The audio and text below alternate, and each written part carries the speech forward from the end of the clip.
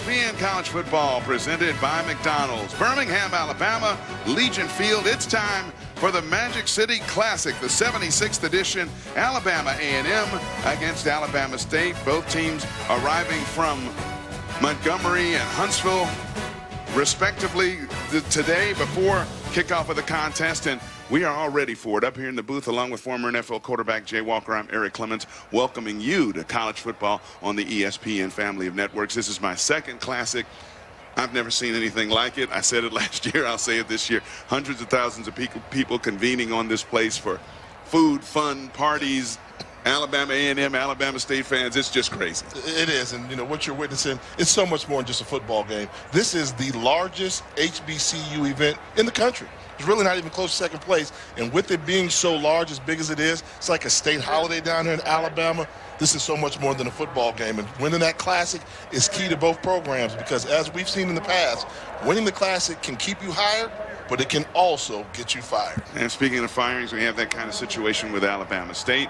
The Hornets get off to a very bad start this year at 0-5. Brian Jenkins is fired. Donald Ely named interim head coach, and Ely was hired as associate head coach back in 2015, and then they get their first victory under his direction and move to 1-5 overall in the season as they come from behind to defeat Texas Southern 23-16 for their first victory. Now, earlier today, Jay Walker caught up with Coach Ely and talked to him about what's his message to his team before today's Classic. For this Classic. Well, you know, the bottom line is only can be one winner. And you don't win at the end of the game. You win with every play that's played in the game. So if you lay it all out on the field and you give your best effort every single play, then you'll be victorious. And if you do that and don't, you'll still be okay because you left it all out on the field. Where do you get the ugly hat from? Coach Ely also said the hat is the old Eddie Robb hat in honor of Eddie Robinson. He hopes some of that Robinson magic rubs off on him today and gets Alabama State a win in this all-important Magic City Classic. On the other side of the ball, James Spady has a winning record in this game, and he thinks he might have the most talent he's ever had in his 4 years of this program at Alabama A&M. Yeah, his class of guys is now senior, and they're showing the senior leadership. Very confident A&M football team. He's had success in this game, and he's proof positive that what you do in this Classic can keep you hired. He just hopes that he can continue his winning record in the Magic City Classic. Now, what happened in this game last year? We had a wild and willy one right here on ESPN. Spady won this game last year, but it didn't come easy. Fast forward to the fourth quarter, Alabama A&M had a field goal to take what would have been a three-point lead, but it was blocked. We went overtime. Alabama State would get on the board first on this running play for a touchdown, but they need that all-important extra point.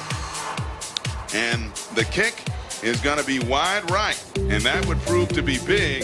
Open the door for Alabama A&M because the Bulldogs get the touchdown on the pass to a wide-open receiver in the end zone here.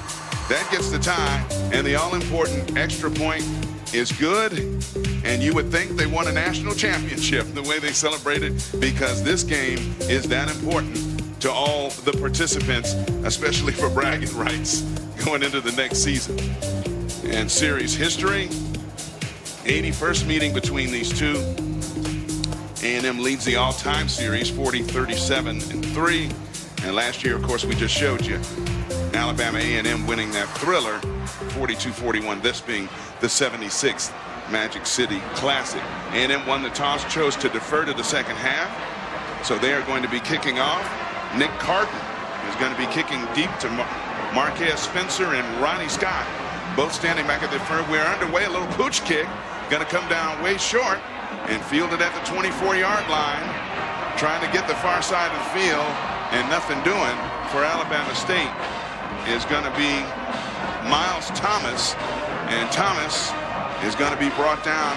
Alabama State's Hornets will take over first and 10 at their own 25-yard line. Not surprised Alabama A&M decided to kick off first and defer to the second half because Alabama A&M, they've got their struggles on offense. They only average 18 points a game. But Alabama State's not coming in here scaring anybody either with their offense. They're only averaging 10 points a game. That's worst in the country. And this Alabama State team comes from a tradition of being able to run the football. They've led the conference in rushing for each of the past 4 years. 190 rushing attempts through 6 games and 1 rushing touchdown. so far this season. They're coming out with the empty backfield for quarterback Darrell Pearson. Redshirt freshman. Now a back shifts into the backfield, and design quarterback draw play is going to go nowhere as Pearson's going to be hit behind the line of scrimmage for a loss of 2 on that play. And that's Jurg Bethune. He's a former tight end in high school. His father played in the NFL. And he's the Mr. Excitement for them on the defensive side of the ball.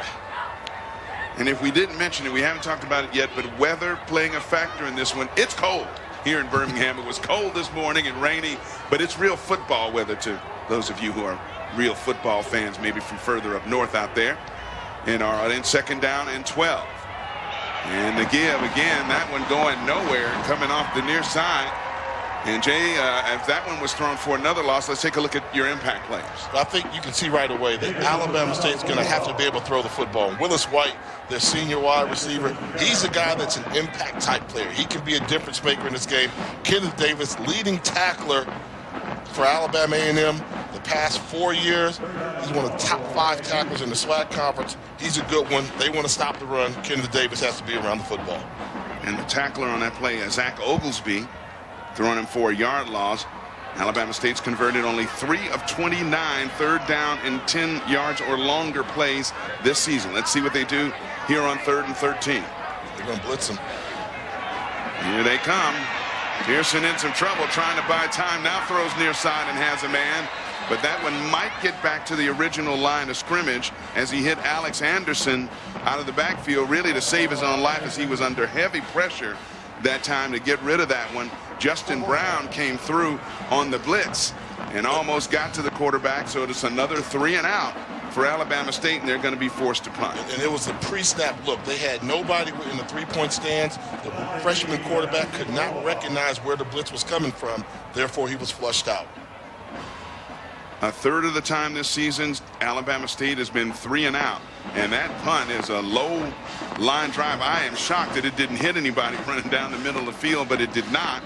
And it's going to be down at the 37-yard line. 37-yard punt and no return. And let's talk about that weather. 46 degrees right now. Feels like 41. I'll tell you what, it feels like about 34 to me. It's cold. The wind out of the northwest at 10. And it's supposed to be cloudy and cool, but maybe the rain will stay away. We got a little burst of sunshine here.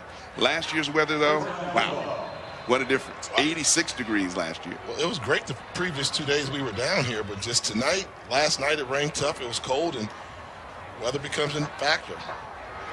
And Damian May going back to pass. He was looking long on the first play from scrimmage. Andre Wilson, though, had other ideas, and before May could wind up and heave that one downfield, he was smacked hard. And you see Wilson's going to come right up the gut, middle of your TV screen, number 97, gets in there and able to bring the quarterback down to the ground before he can release the football. I think he was looking for Isaiah Bailey on a deep post that time, but never got that one away, and that's why quarterback pressure is so important. So on 2nd and 10, this time May far side, and it is incomplete as he was once again looking for Marcellus Clash on the far side, number 21, and that was incomplete. And what you get right now, Alabama A&M still trying to find their identity as an offensive football club. So Damian May's a starter. They started off the year with Akil Glass, a freshman, starting. And May, more of a dual threat guy. And Coach Spaden said he can just do more things right now offensively. May looking near side, going deep. It's intercepted. Intercepted by Ronnie Scott. Scott crossing the field and trying to pick up a wall. He does. Turns the corner. Now coming back. And nobody's there. I think he may score. What a play. Wow. Give him 6. Ronnie Scott, 58-yard catch, and I do mean run. Was he running out of gas? I think he's totally out of gas. It was, but it was a fantastic job of becoming a running back once he got the interception. Poor decision by May to get rid of this football. Scott does a good job of just coming off the deep route, decoy route, and watch him set up the wedge, get to the outside, knows he's out of gas, and that's a touchdown. Good job of extending the football before the knee hit the ground for Alabama State. So let's see here, like about 53 yards to his right and then about another 40 to his left. I tell you, he ran about 120 yards. So he had nothing left but just enough to get it in the end zone. The extra point is good. And Ronnie Scott putting the Hornets of Alabama State up early with a big defensive pick six. We'll be back.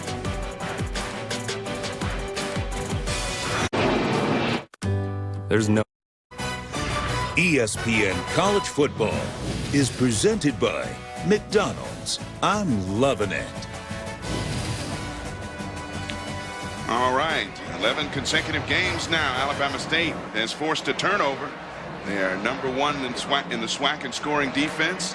And Ronnie Scott, officially a 59-yard interception return to give the Hornets a lead. And now kicking off will be Trevor Vincent, back deep Octavius Miles, and Harvey Harris. And this is Miles. Miles trying to pick up a wall on the far side, finally dives in his touchdown at about the 14-yard line, where the Bulldogs of Alabama A&M will take over. You know, one of the things about that last series, it was a great return by Ronnie Scott, playing the cornerback position the right way with a fantastic return, but where was he going with the football? That was a very disappointing read on behalf of Damian May. We saw a couple looks at it. Underthrown ball, poor decision. You got to play better when you're talking about a rivalry game early on. You can't afford to take that risk.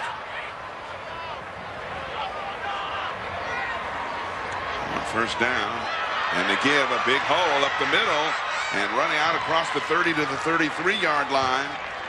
The quarterback himself, Damian May, for 17 yards. Jay, your impact players when these two sides have the ball. You got to get Jordan Bentley involved. You know, Jordan Bentley last season was the SWAC newcomer of the year. The running back for Alabama A&M is a difference maker from the running back position.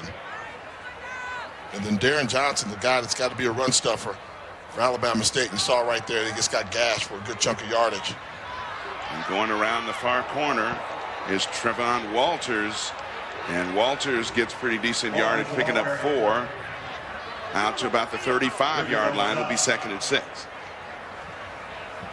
Walters, their leading rusher, coming into this game at 74 attempts for 255 and 3 touchdowns. And this game is really going to be decided in the trenches. Alabama State gives up almost 200 yards rushing per game. If you're Alabama A&M, you don't really want to throw the football. You want to figure out a way to run the ball and pound it, and then do your play-action pass, which is how they're efficient throwing the football. Going straight up the middle with Walters for 3 more before he's brought down by Andre Wilson in the middle, and we have a Hornet player from Alabama State staying on the ground there right at the 40-yard line.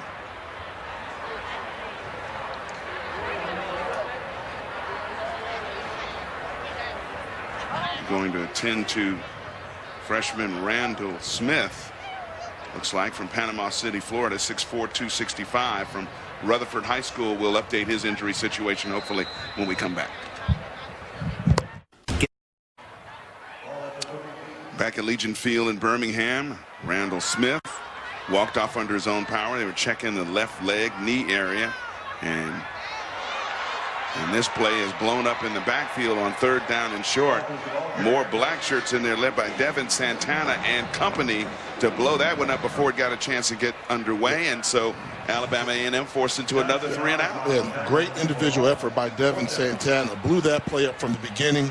Got to the spot in the backfield where he was able to keep the quarterback in sight along with the running back.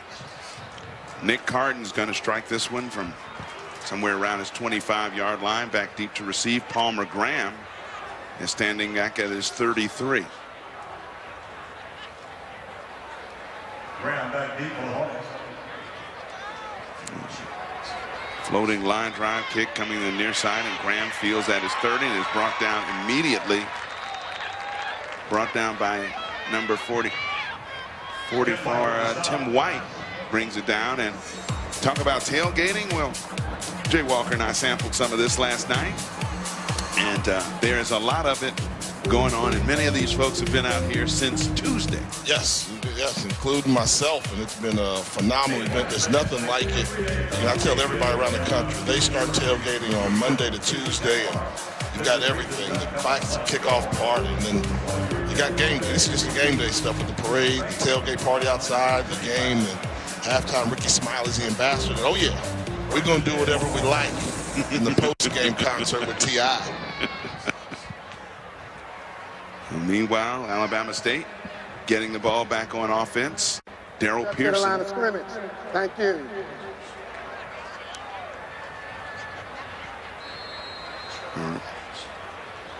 Referee giving a warning to the band. And now we'll get underway with first down play. And McGill trying to go off the right side and bounce it outside to the right. Not much on that play. Ezra Gray was on the carry. And what we've still seen is Alabama State has the lead, right? We know they're going to struggle to score points offensively. That's kind of been their Achilles heel this year.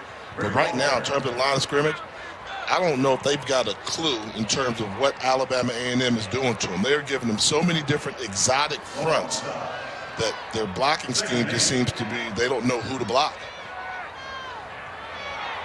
Pearson fires that one over the middle. And that one's incomplete and off the hands of his intended receiver, Jameer Hanna. And let's take a look at that play there, because as a freshman, you have to know what he's looking at. He had time because it was a blitz. They picked up the blitz. It's man-to-man coverage. Give your guy time to separate down the field. Look, this is a nice, clean pocket. He rushes it, doesn't allow him to separate from the defensive back. Incomplete pass.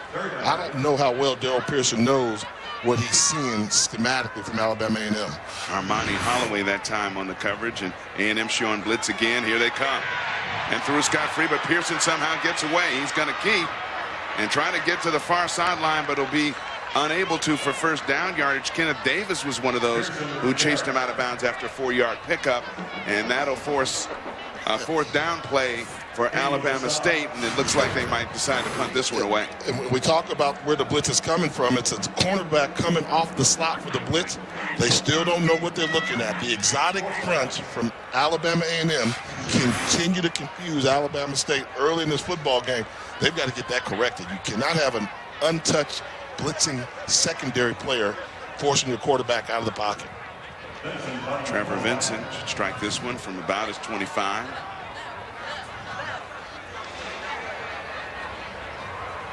And a low line drive punt. And it's going to bounce away from the deep back there, who is Devontae King, and roll dead at about the 16-yard line. 48 yards on the punt. Alabama A&M trying to get back in this one when we come back.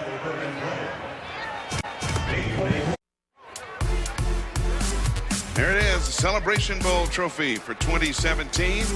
That'll be decided in Atlanta on December 16th on ABC. How about this? We talk about this game being the largest HBCU event in the country. Celebration Bowl's growing. It's starting to grow, and you know it's an event to go to, even if your team's not in it. It's MEAC versus SWAC. Yep. And everywhere we go, Eric, how often do people give me a hard time about being a Howard guy? Everywhere. Because see, they say I always mention Howard on the broadcast. I just got it in there. yeah, you did. But that's where the MEAC and the SWAC. Something tells me you're going to get it in there again before we're all said and done today. You play well, you know, you get mentioned. Right. That was Walters on first down, picking up 3, and second down pass is deflected. As he was coming to the near side was Damian May looking for Isaiah Bailey, and that was incomplete, so it'll set up 3rd and 7. And once again, I just don't know, how they're figuring it out offensively. Each team trying to find an identity and just struggling. We have another quarterback in now, Dylan Smith. It was actually Dylan Smith who threw that second down pass that time, so it'll be 3rd and 7 with Dylan Smith, a 6'3", 185 redshirt freshman in. And he was operating out of the empty backfield. Now slings it. It's complete. And up near first down yardage, and give him that and then some out across the 30-yard line. Brought down by Trayon Garnett was Octavius Miles, and Miles, the catch and run, gets first down yardage. Give him 10 on the play. And Miles could be the fastest guy in the SWAC. I mean, he can really motor, and give him the ball in short space, very difficult to bring down. And there's your starter, Damian May. Helmet is ready. The surprise is we know they like to change quarterbacks in the 3rd series of the game all the time, but the surprise is they're going with Dylan Smith and not Akil Glass. in this situation. Dylan Smith more of the runner out of all three quarterbacks. Now they take a timeout. Got a little confused on how things lined up there on the offensive side. First charge. And Dylan Smith again on, and the two guys that we expect to see more action from, Akil Glass and Damian May, who we saw started. Glass has passed for more yardage, the more prototypical quarterback at 6'4", 225, a true freshman. And we expect to see him. And I tell you what, a lot of young talent, things I've noticed about the football we've covered this year. A lot of freshmen, sophomore guys that at least have the physical stuff and the high school accolades coming in to be kind of special players as they develop. I mean, yeah, you know, the high school passing game's gotten so much better with 7-on-7 competitions throughout the country. It used to be just a California thing. Now it's every state's got 7-on-7, but it's not good for your college football team if you're really relying on freshmen and redshirt freshman quarterbacks to lead your team. And jet sweep being run to this side, held in no gain. Octavius Miles trying to take advantage of that speed. Jeffrey Hill, one of those there, keeping his spot. You still have to, you know, it's like you got to chip away at something. And for Alabama State, you know they can't stop the run. So although it's not, you know, real fan-friendly, those boring 3- or 4-yard runs, you keep chipping away until you crack it. And I'm surprised to see them running jet sweeps and throwing the ball. They should be running the football. And here's the sweep coming around the near side, and they lose one this time with Trevon Walters coming on the near side. Richard Reynolds, 5'11" junior out of Montgomery, came in there and made that tackle. And the reason why I say you do it, it's like boxing. You know, when you're boxing, you do the body work, and the body work shows up in the 7th, 8th round, you know, 9th round. And if you're a team that you're going to attack, you've got to attack that weakness, and then it will give. But right now, I don't necessarily see Alabama A&M committed to running the football versus this Hornet defense. A&M 1 of 3 on 3rd downs. Here's Smith throwing far side, has a man. Now he's got to break some tackles and boy, is he knocked backwards emphatically. Marcelese Clash was the one hit, and he was knocked backwards for a gain of 6. Dennis Roberts was the one who came in and finished that one off with emphasis. And this is inside-out football. If they're going to make the catch out in the open field, linebackers fly to the football, and this is how you finish up. Don't let them get to the sideline.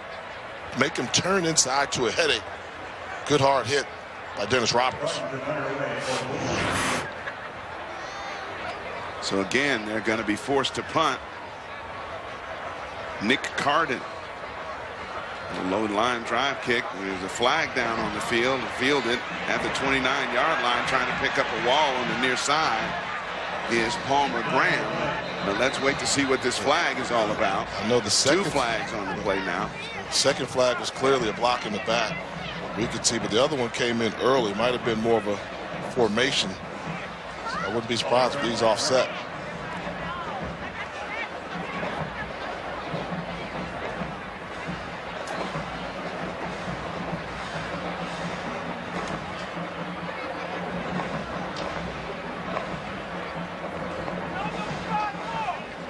A 35-yard punt and an 11-yard return. But we'll see how they sort things out here.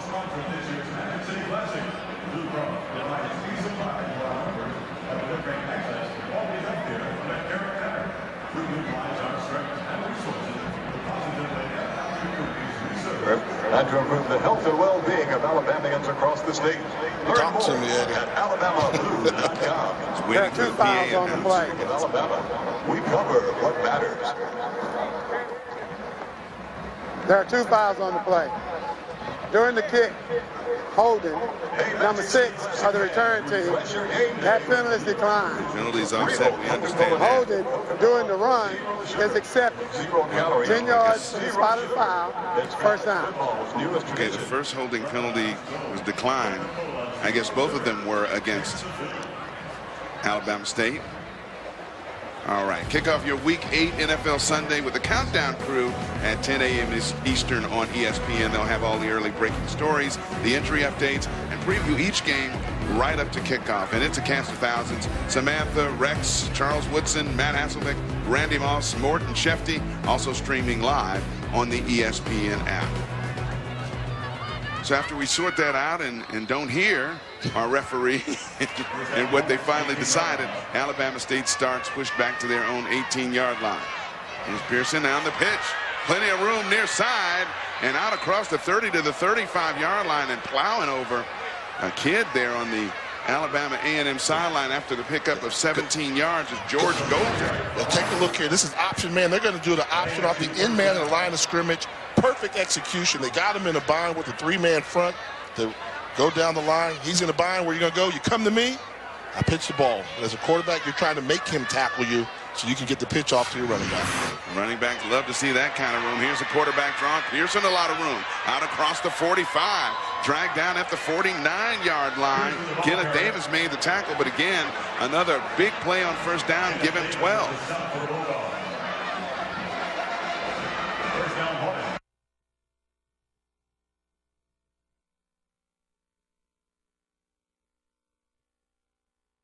With another designed run play, he gets the corner. That's a hold. Flag down, though. And they're going to get a holding penalty. How do you think he got to the corner, Eric? That left tackle. Offense, number 73. 10-yard penalty. First down. Number 73 is the one they caught there. You see him, he's coming around on the pull and can't quite take him down, turns and twists him with his hands. That's a penalty.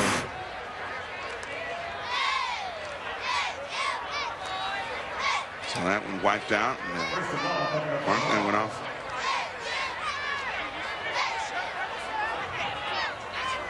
So it'll be 1st and 20. And the blitz coming, picked up. Pearson steps up in the pocket, but threw to a very well-covered Jameer Hanna, who was crossing the field, and he was well covered that time in the secondary by Teray Callaway, number 5. And that one had just as much a chance to be intercepted as it was caught. And it's still a thing, when they blitz you, what you become better at is you like seeing the blitz. When you're a better quarterback, more experienced, because when they're blitzing you, that means you just got one-on-one coverage. So find a matchup, and when the line picks it up, the young freshman quarterback Pearson, he has to complete those passes in those situations. Pearson under some pressure, and that one thrown into a crowd, and there's another flag down on the play at about the 37, and that one is completed, and a very short pickup that time, but let's see how they'll sort it out. Willis White, the screen was set up there.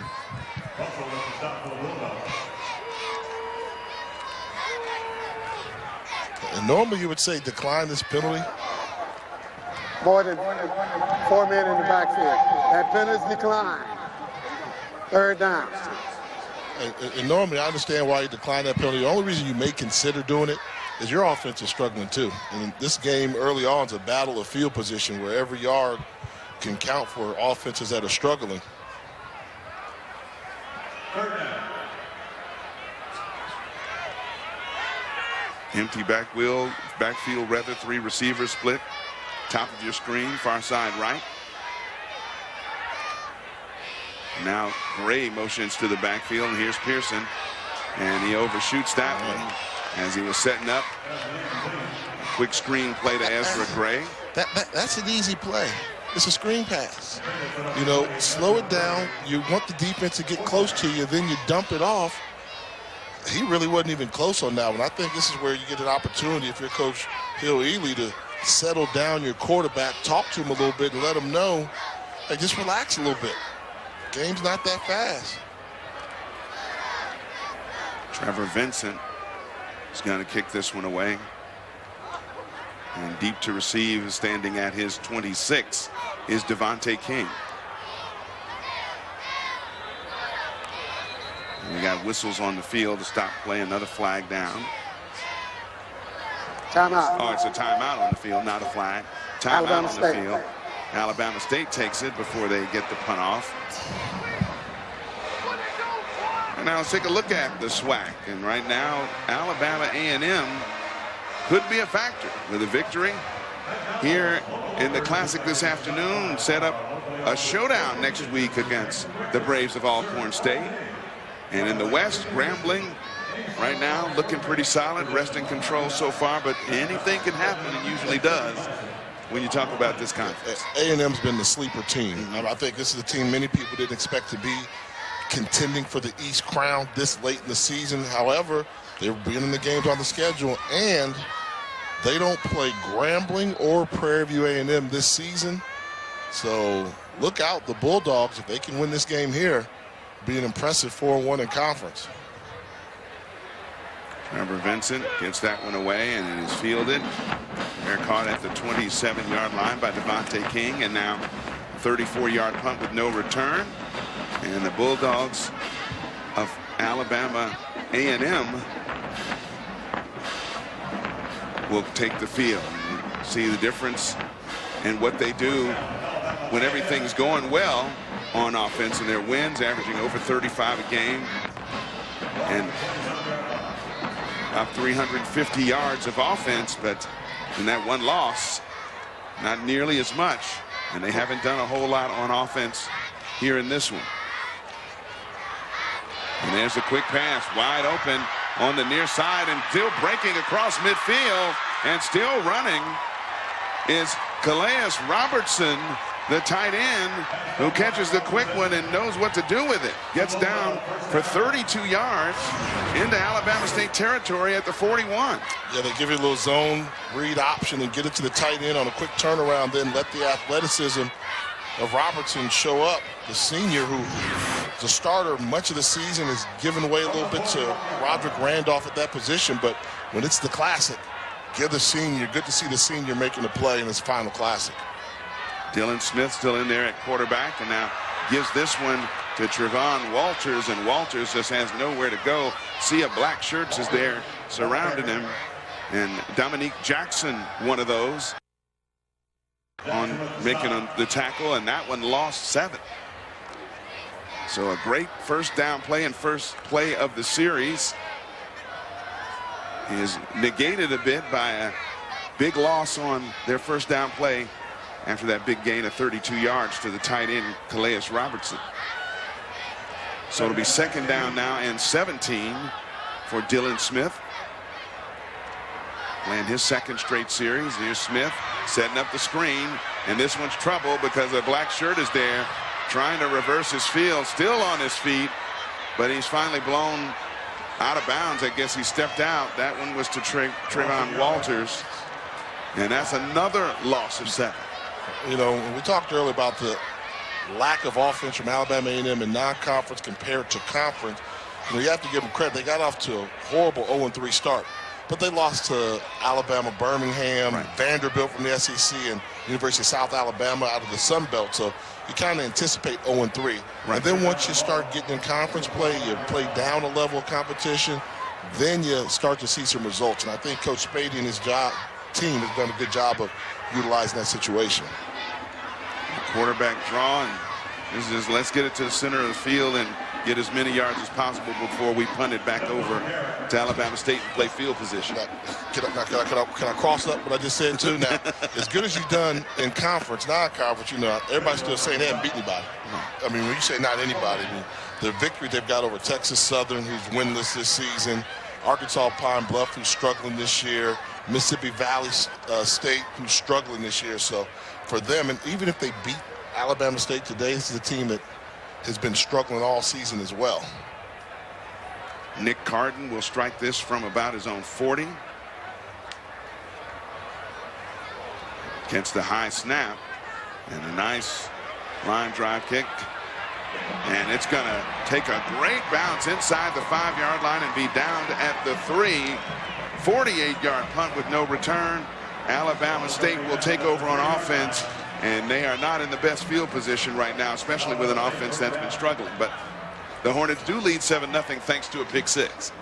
Great job of getting the ball inside the 5 for Carden. When you can get plays like that from your special teams unit against an offense that's struggling, this could be a quick way for the Bulldogs to swing momentum in their favor to get back into this football game. Get a 3-and-out here. You know you get the ball back in better field position.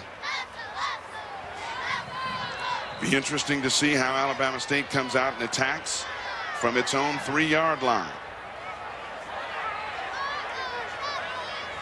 2 tight ends in this formation. And they'll give, and the last play right up the middle gets good yardage out to the 9-yard line, and that's Alex Anderson picking up 6 on that first down play. Anderson's one of those guys. He can be a playmaker. Remember when he was a freshman out of Florida, big back bruising style, likes to run pretty hard in between the tackles. Inside the final minute to go in the first quarter. In fact, that is the end of the first quarter. And we haven't seen much offense, but we did see a 59-yard pick six. The Magic City Classic. Alabama State, Alabama A&M continues when we come back. It's now time for our AT&T Field Pass, and we take you right down on the field in the VIP area in the north end zone.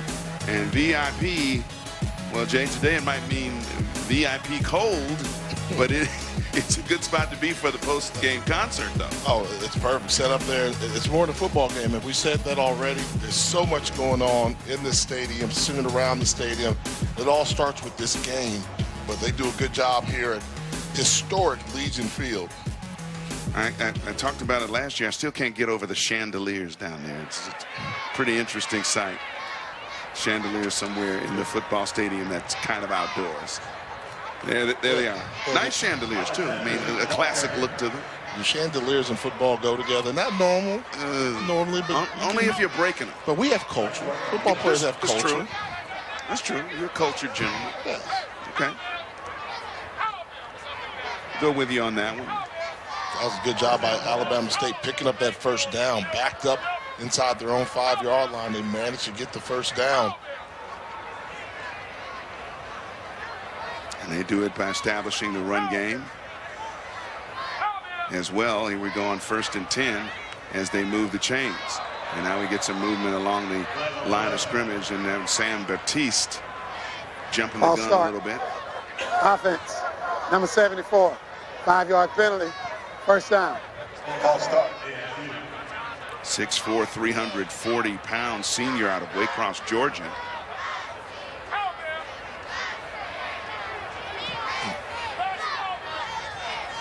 Nobody's really burning down the offensive stat charts right now, but you know, they say numbers never lie. In this case, it seems to be the case. I mean, first quarter has been pretty sloppily played by both teams offensively. And the defenses are doing what you're supposed to do, taking advantage of not really threatening offensive units. But this is the game has gone to a crawl. Delay of game. Offense, number 7, 5-yard penalty, first down. And normally, you know, we do so many games, we say, well, when it gets kind of bad and crawl-like, gets a little bit ugly, it normally benefits one team or the other. I don't know who is going to benefit playing at this pace. And now Darrell Pearson is going to go back to the drawing board a little bit and start at 1st and 20, thanks to that delay of game. And now ball back on the 5-yard line. He does have 2 tight ends in, and he is hit. And hit immediately and knocked down. Impact player, Eric. Who'd I tell you? Kenneth Davis, number 52, and there he is. A loss of 4 brings down the Alabama State quarterback just outside his own end zone at the 1. Yeah, look at Davis coming from his linebacker position. He's going to do a great job of shooting the gap in between the center, number 52 on the screen. Watch his penetration, times it up, gets small, tackle for loss in the backfield. One thing the Bulldogs seem to be committed to in this one is to try to create as much confusion for that Alabama State offense as possible.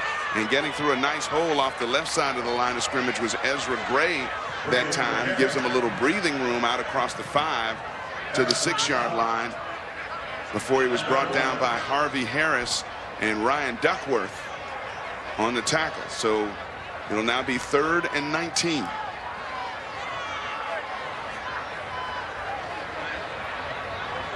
I wonder if Alabama A&M will continue to try and apply pressure in this situation. But Alabama State, good job running the football, not going to allow to take the risk of a sack as Kenneth Davis makes another huge play.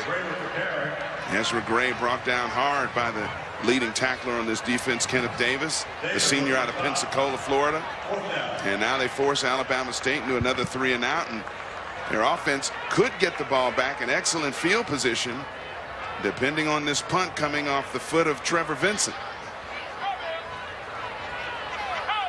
Back at midfield is Devontae King.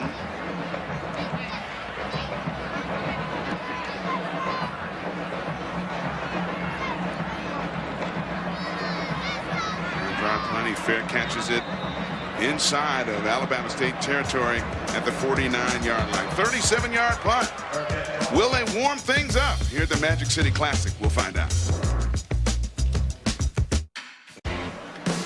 Magic City Classic Week here in Birmingham, Alabama. It means fun, it means food, it means tailgating, it means everything. Well, not necessarily Road Tide, but Alabama A&M University certainly means, and Alabama State as well. 76th meeting between these two in the Magic City Classic, first played way back in 1940. And again, over 60,000 spectators. That's probably inside. Outside, another 60 to 70,000 on a good day. And it's the highest attended FCS game in the nation. The economic impact, of course, unquestionable. And the largest rivalry. That's a surprise. Yeah, that one kind of shocked me. I thought it would have been War Eagle and Roll Tide. Nice play. Dylan Smith as his man, far side, still on his feet and finally going down at the 32-yard line as Octavius Miles showed a little bit of that great speed on that catch and run. Yeah, and this is a good job schematically setting up this play. Get the ball to your playmaker, Octavius Miles, but he has to come across the formation, so he's going to do a good job of wiggling here, getting to the second level. That throws off the defense. They don't locate him. By the time they do, it's too late.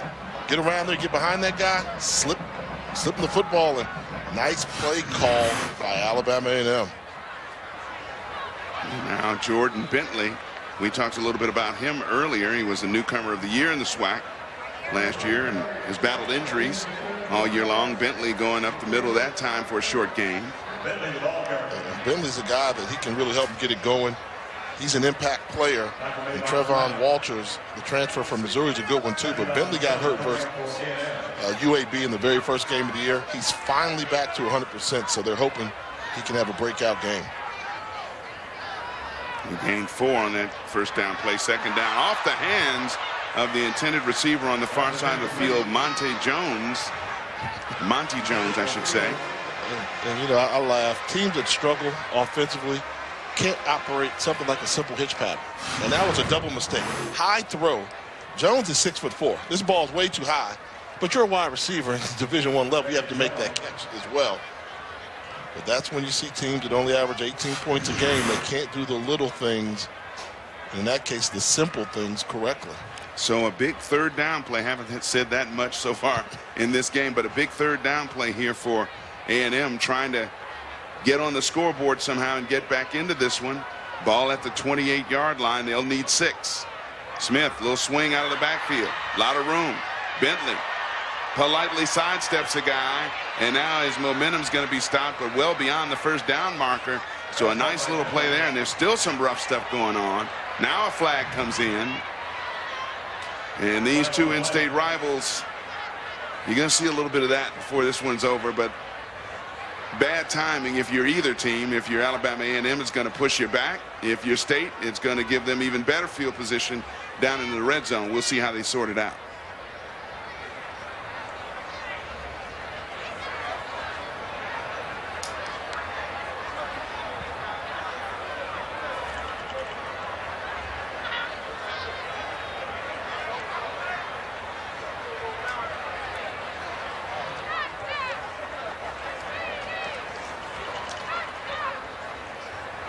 We might have had an Alabama State player actually physically come in contact with one of the officials. And that's one of the things they're sorting out down there. Play. Unsportsmanlike conduct. Defense, number 28. Half the distance to the goal, automatic first down.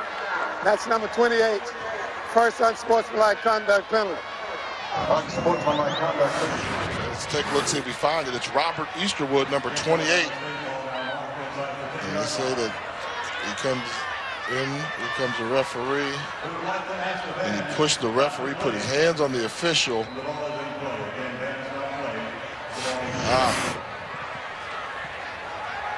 Got caught up in the moment. I don't think he knew it was the actual ref that was in front of him. Smith fakes the handoff to Bentley and keeps it up the middle. And he goes for a couple of yards before Trayon Garnett brought him down. So the penalty moves it deeper into the red zone. And it'll be second down from, call it, the 7-yard line of Alabama State.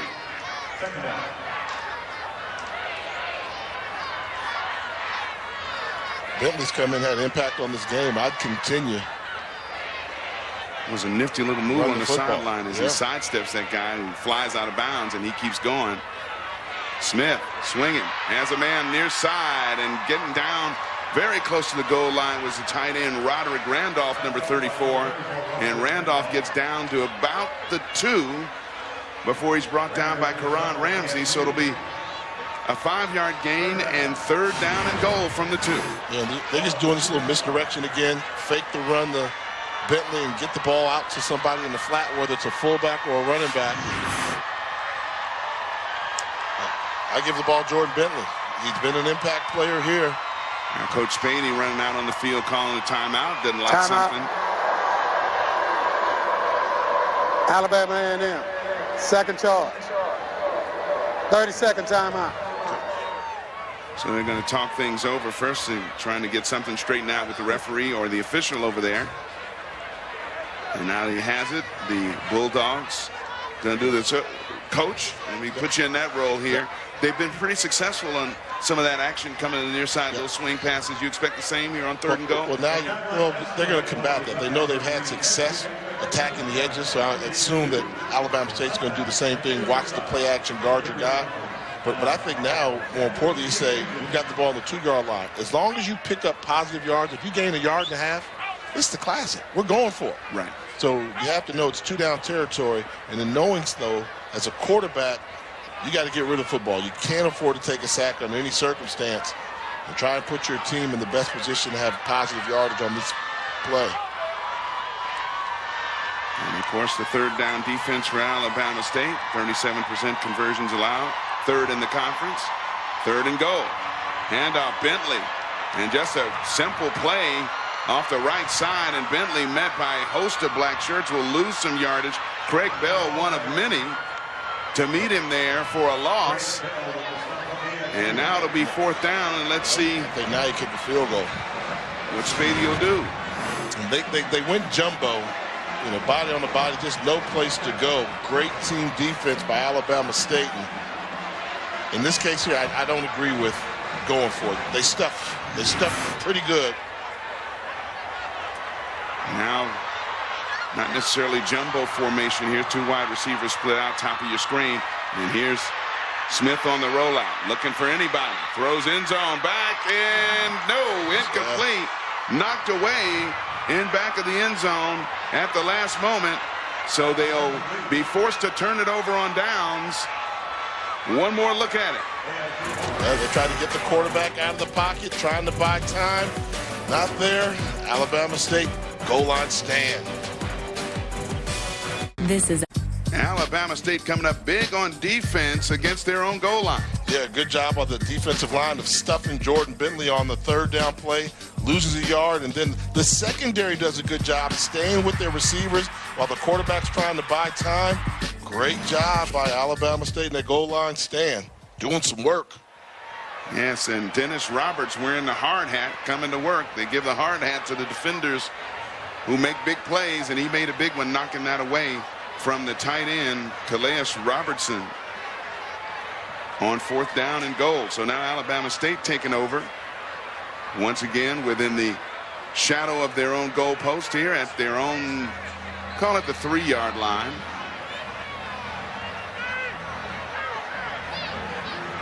And on 1st and 10, Darrell Pearson looking to throw. Hit in the end zone. Down he goes.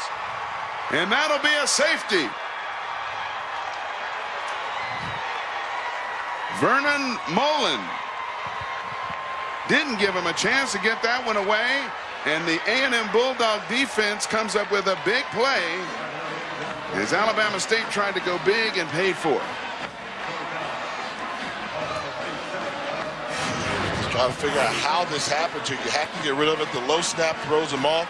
Now you abandon the play fake. You can throw the ball, but not a lot of time. But I think the low snap took his eyes off the defense. He lost his whereabouts of where he was on the field. He doesn't throw it away, and yeah, now they're bringing out the sledgehammer. So Alabama State defense made a stand, and they were feeling good about themselves with the hard hat working. Well, now look at Molden with the sledgehammer.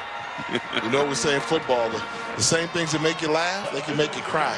So he laid the hit on the quarterback, Darrell Pearson, that time. And now the free kick will come from the 20-yard line. It'll be kicked off by Trevor Vincent. And back deep receiving Harvey Harris, one of the deep receivers, as well as Octavius Miles.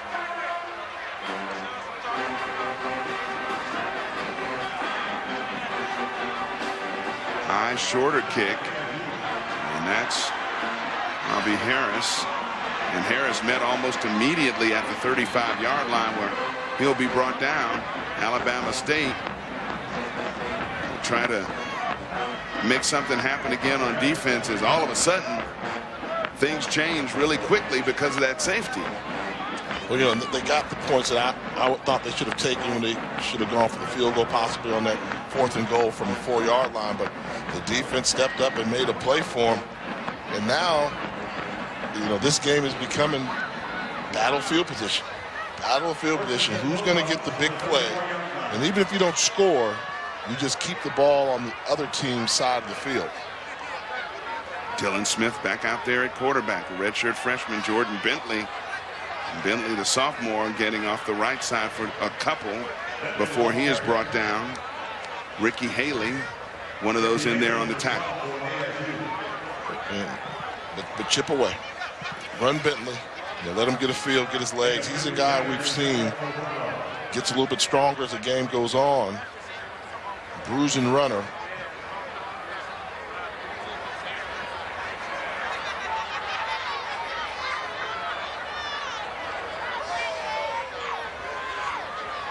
Smith, a little swing pass, and Bentley tried to corral that one, which was a little off target with one hand, was unable to do it. It's incomplete.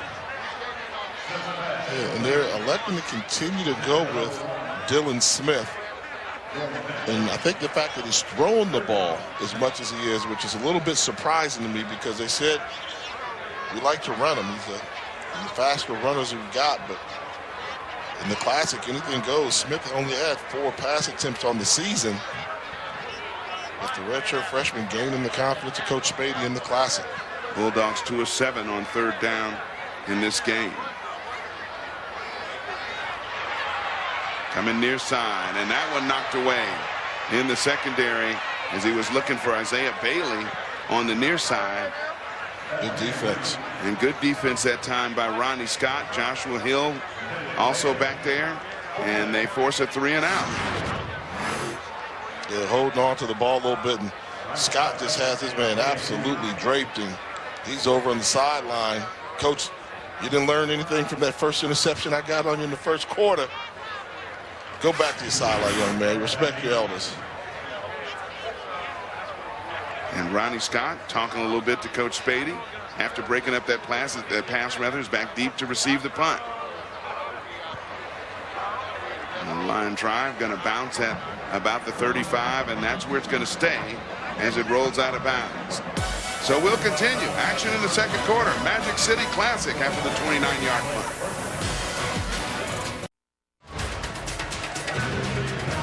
.707 to go here in the first half. Mighty marching Hornets of Alabama State getting ready, put on a show here at halftime. They are still in the stands for now, coming down to the field to get ready. The marching maroon and white. I normally don't get involved in the battle of bands, but I saw Alabama A&M earlier this year versus Vanderbilt. They're pretty good. Okay. It's going to be looking forward to it. At halftime, we'll have it right here at the half. On first down, Pearson has that one batted at the line of scrimmage and knocked away. Zach Oglesby, number 47, comes off that defensive end spot and gets his hands up. Tough throw right there when you've got a left-handed quarterback going out to his right.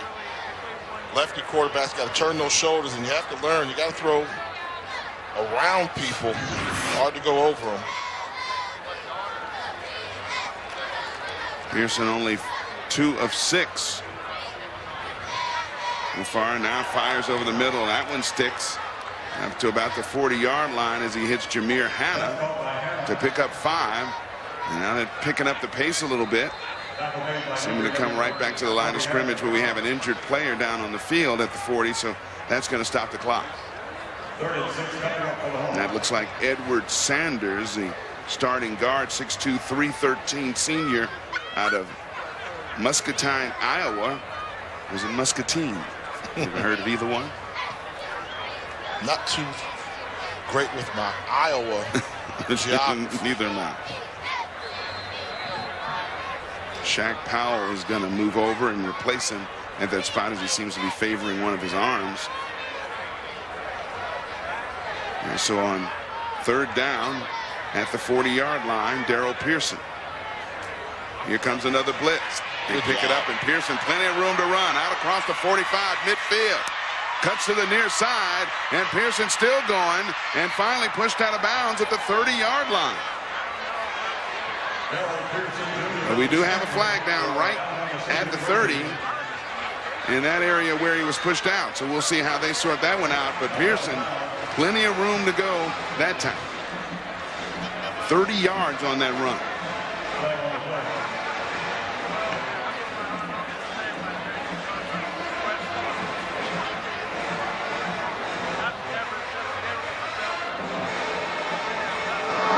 After the play.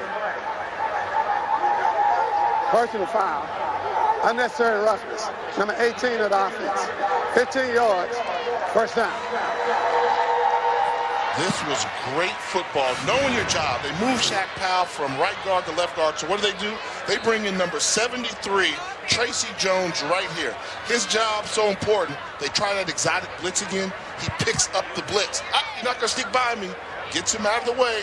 That opens up the running lane for Pearson and the huge play for Alabama State. That's what you call next man up football. Good job by Tracy Jones. Jameer Hanna committing that personal foul play at the end of the play, and the handoff that time to Alex Anderson, who stood up at the 41-yard line to pick up 5, and he was brought down by Uric Bethune after that pickup. Now they're starting to get a little momentum. They got the big play, then on first down you come out and you pick up 5 yards. Maybe settle down your freshman quarterback, but Alabama A&M, they get ready to make them uncomfortable. They're trying to line up to bring some pressure on the edge. Here comes the blitz. A big 3rd down run by Pearson was their first 3rd down conversion of the game. Here's the pitch near side, fumbled a little bit, but still picking up a few positive yards.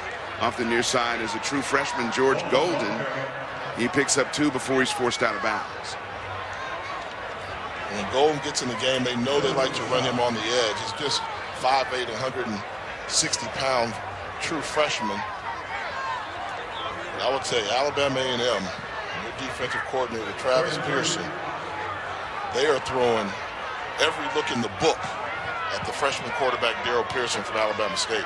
Big 3rd down and 3 here for Alabama State. And squirting up the middle, plenty of room, is Golden. And Golden inside the 15-yard line down to the 13 before Harvey Harris makes a touchdown-saving tackle. 25 yards on that run up the middle. Yeah, he kind of squirts through there, uses his size to his advantage. But he's got to finish off this run. One of the things we've got to do is finish it off.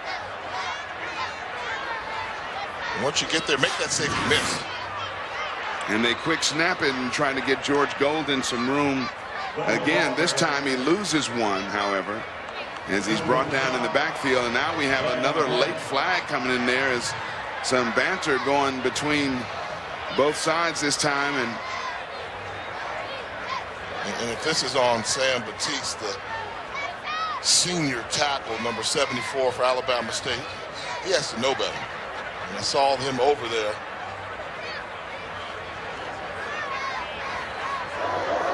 After the play, unsportsmanlike conduct, offense, number 74, 15-yard penalty, 2nd down. Baptiste is a playmaker with NFL potential. But you're a senior, you're in the Classic. Close game, you need every yard you can get now, pretty much taking your team out of field goal range. But that penalty was a little bit of a selfish play with the unsportsmanlike conduct. 2nd and 25. They tack that onto the loss on 1st down of the play, so they back him up to the 29. And here's Pearson throwing the quick slant over the middle, has his man, as he got Joe Williams that time, and Williams brought down immediately by Harvey Harris after a pickup of 7. So it'll be 3rd and long here, and might be in the field goal range, right at the edge of it, of their kicker Hunter Hansen, whose max is about 45 here tonight. And you know what we've seen from Alabama A&M in these situations, obvious pass situations, exotic coverage. They're going to try and win some type of blitz if they can. Big delay play. And getting through somehow once again is Ezra Gray. And Gray gets it inside the 10 to the 8-yard line before he's brought down. A pickup of 14. So that'll set up a 4th down play. And what'll Coach Ely do? Yeah, watch this defense. Watch the linebackers, D-line. Nobody moves. Kenneth Davis was just standing around, so they were confused, and that allowed Alabama State to gash them for pretty good yards. And I like the decision to kick the field goal now to get that lead back to at least a touchdown. 25-yard field goal effort for Hunter Hansen. Who is it? And that one is blocked. Blocked, and it's Devontae King who came flying in to get his hands on that one, and Alabama State kept off the board by the Alabama A&M special teams coming through with the block. We'll be back 7-2 State. One way or another, I'm gonna find ya. Magic City Classic continuing here from Legion Field in Birmingham, Alabama. 7-2 your score. State up front. No offensive points so far. Pick 6 for State's touchdown and a safety for the other 2 points that we have. And now on the keeper coming near side is Dylan Smith, and a flag on the play. And again, it comes in late after the play.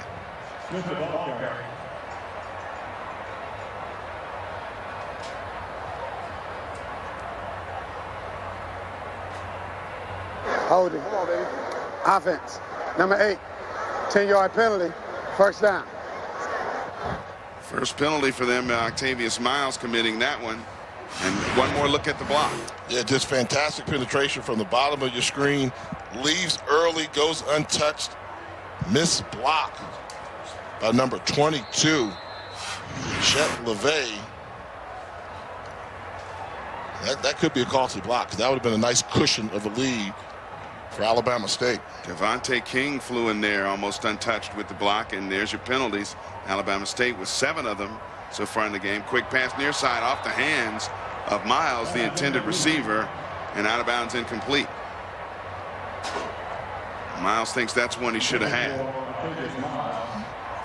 You know, and he's a guy that when the coach is trying to force feed you the football, giving you hitches and jet sweeps and things of that nature, they want you to make an impact on the football field, and ball gets in your vicinity, the type of speed that Miles has, could be a big play. He's an edge of your seat type of runner with the football from his wide receiver position. Yeah, you hear coaches say all the time, we want to get him the ball in space, but you really do want to get him the ball in space. Great speed, great ability to make big plays. Here's Dylan Smith looking long down the sideline and overshoots his intended receiver, Isaiah Bailey. Not sure Bailey even stayed in bounds to be able to be the first one to make a play on that one. Yeah, they tried the double move down at the bottom, and it was a good job by T.J. Presley.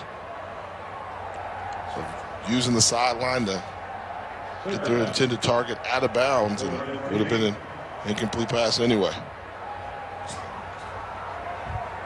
So 3rd down and 13 now for Alabama A&M. Looking to try to get something going as we approach the 2-minute mark here in the first half of play of the 76th Magic City Classic. Dylan Smith in some trouble. And Smith trying to get to the far side of the field and get as many yards as possible. He'll wind up picking up 1 on that play, and that'll force a punt now for A&M. Alabama State should get it back in good shape. And look at the speed by Dylan Smith, able to outrun Ricky Haley, number 44.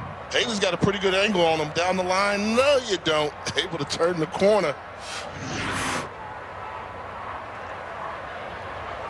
And Nick Carden is going to punt this one away from maybe about his 4-yard line. So again, Alabama State will have some pretty good field position. Here they come. All-out block effort. No flag, though, back there by the kicker. So no roughing the kicker on this play, and the punt will roll dead at about the 47-yard line, 39 yards punt, and no return. Week 8, Monday Night Football on ESPN is a big AFC West rivalry matchup at Arrowhead between the Broncos and the 5-2 first-place Kansas City Chiefs. Monday Night Countdown kicks off our coverage at 6 p.m. Eastern, and the game is also available on ESPNU in Spanish. And I'm a little confused why there's not a penalty here. I'm interested in this replay. I thought I saw contact. I thought they ran into him. Let's take a look. Gets it off, and yeah, I wouldn't have been surprised if they threw the flag there. They dodged the bullet. So great field position at the 47, empty backfield for Pearson. Trying to buy some time, and he simply throws that one away right to one of the ball guys on the sideline.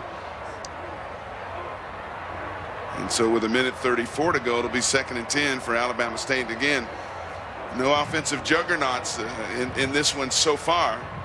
And Alabama State now trying to put something together and add to their 7-2 lead. Early on in the game, we had a 59-yard interception return for a touchdown by Ronnie Scott. And then we just recently had a safety by A&M's Vernon Mullen.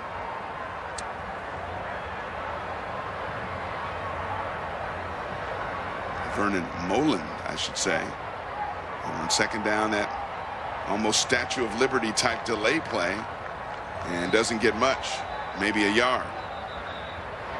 Uric Bethune there on the tackle. As far as timeouts, Alabama State with 2 left, Alabama A&M with 1 here in the first half. So 3rd down play, and right now State hasn't done much with their great field position here late in the half. 3rd down.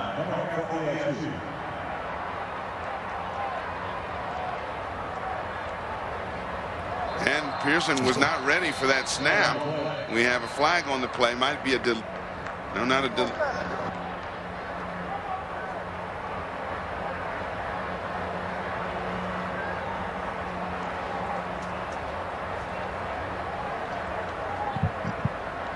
whatever he said got Alabama State a 1st down. I can't read the lips that well, but the call. Maybe it didn't.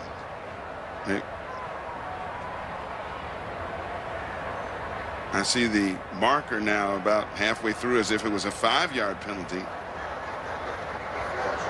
But I still didn't really notice a preliminary signal.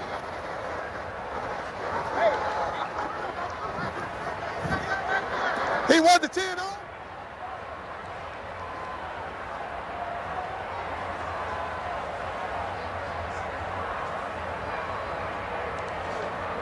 Well, I think this is one where Coach Hill saying, I think I heard him say, do you want the 10 off? He may want the 10-second runoff.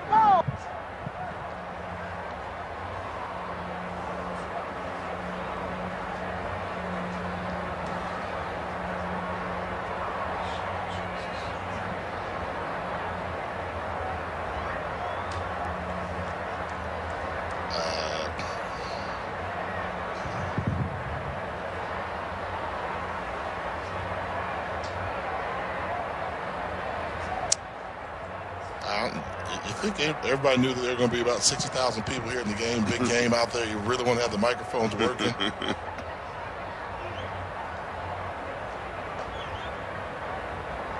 So now you got to go ask him and say, okay, do you want to call a timeout? So I think what's happening, they went over the sideline. They're going to do a 10-second runoff, but because Alabama A&M does have timeouts, they probably took a timeout and said, yeah, we'll take the timeout. And that's what they're doing right now. That's why we see Alabama A&M coming to the sideline. They're going to take the timeout rather than allow the 10-second runoff. And still, I am not certain what the penalty was against A&M in that particular instance.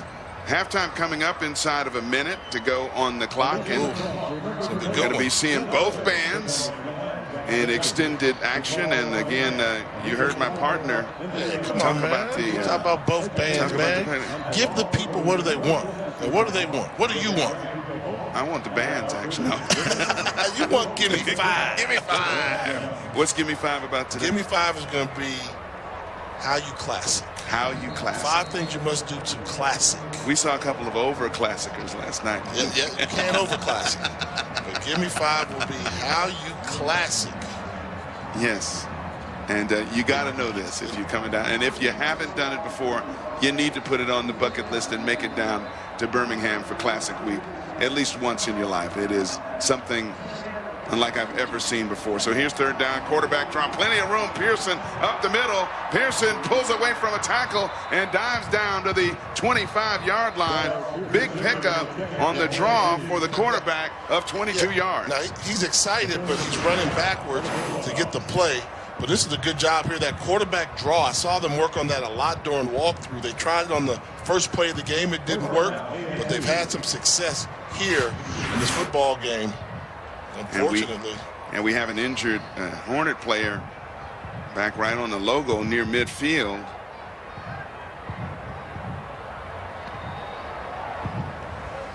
And they are working on the left knee. The player who is down, it is Alex Anderson, a junior out of Miami Gardens, Florida, 6 feet, 200 pounds. And he has seen some action in the ground attack for Alabama State so far in this one.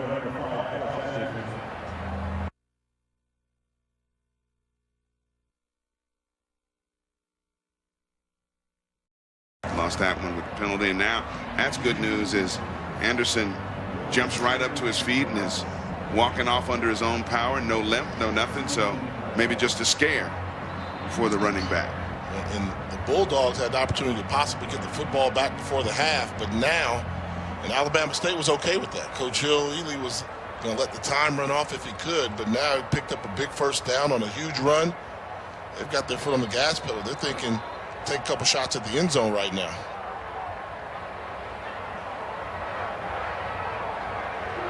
Get that ball snap. Clock's running.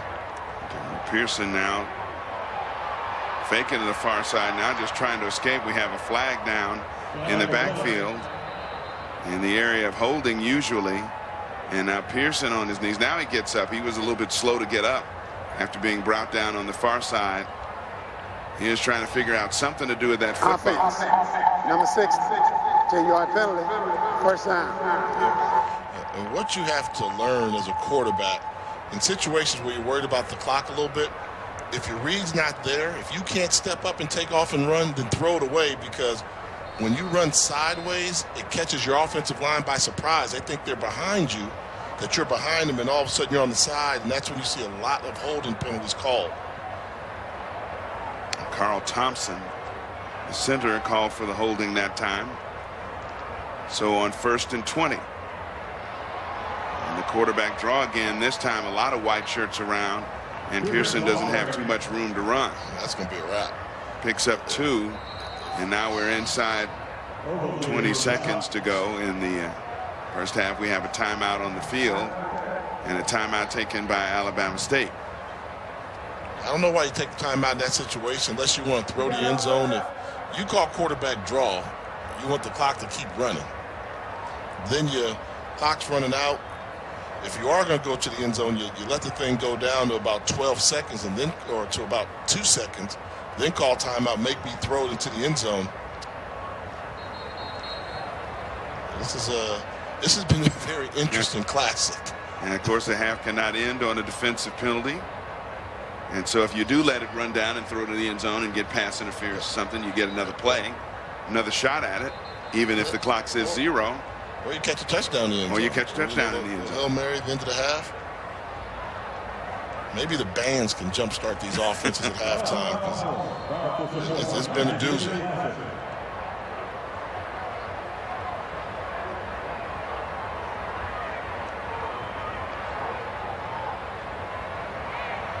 Pearson under some pressure, trying to get away from it and buy time. Now throwing to the near side and well out of bounds. So now with 10 seconds to go, it'll be 3rd and 18. And if he can withstand this all-out blitz that generally comes from Alabama A&M, has been coming all game, he's going to try to throw one toward the end zone.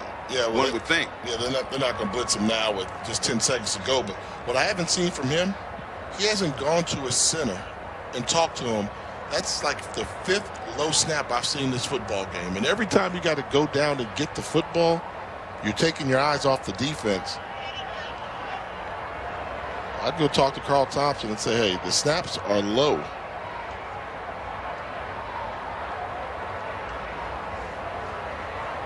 The snap that time swings it out to the far side, and he is whacked hard.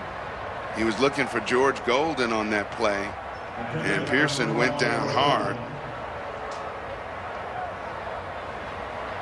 as a defender came in there untouched to smack him. So now 6 seconds to go in the half, and this will be a 4th down play. And now you probably want to go to the end zone. Sure, why not? I mean, why not? Nothing else has been working. So I mean, well, you got one timeout if you complete that swing pass. Now they're going to move the pocket a little bit, and Pearson going for it all. And that one knocked away, incomplete in the end zone. And that is the end of the first half here in the Magic City Classic in Birmingham.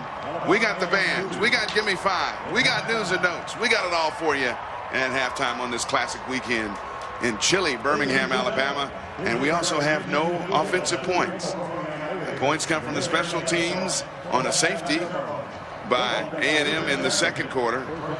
Vernon Mullen getting a tackle in the end zone on the quarterback. And in the 1st quarter, Ronnie Scott, the 59-yard interception return to give Alabama State its only points. Halftime festivities begin here from Legion Field in just a few moments.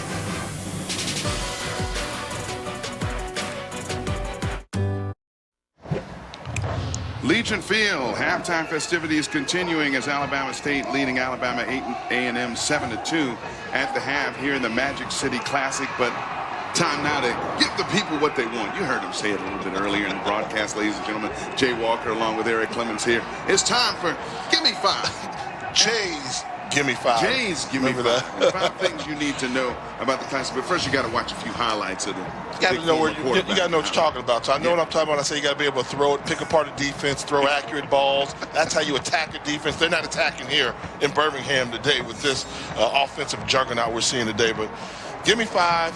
How to classic, Eric. How you classic. Classic Affair tent party. Tell us about that. I've never been to a game where I've seen a classic affair tent that has chandeliers, people, food, you know, all the libations, everybody having a good time. This goes on pre-game, it goes on during the game, and they show you love up in there. You know, they like Jay Walker wherever you go, Eric. You know golf, that. Number 4. Golf at Robert Trench Jones. At some of the tougher courses around here. You come to Alabama, that RTJ trail is phenomenal. You got to play the golf down here. You got to play Ross Bridge. You got to play Oxmoor Valley. Oh, right there. You see right there? Golf is so much better, especially when you take the money of John Grant, executive director of the Celebration Bowl. I call him Gimme 5, John, because I got $5 from him. But you got to play golf on the trail when you come down here. I understand you've been hot on the course lately. Good, John's got to cool you off a little bit in the rest of the season. Post-game concert. That's what I look forward to. Over the years, I mean, we've seen Belle Biv DeVoe. We've seen Ludacris.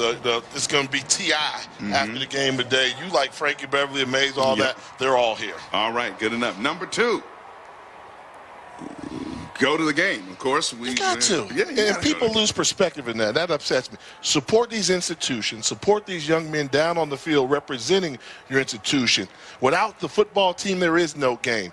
You get your tickets, you come out here, and you support your institution and have a good time at the game. And number one, of course, we got an estimated 50-some thousand out here today despite the cold weather. Number one, RV tailgate. I got a little taste of this last night. There's nothing quite like it here at Magic City Classic Weekend. It's special. You know me, when I'm going to partake, I'm going to partake. All right.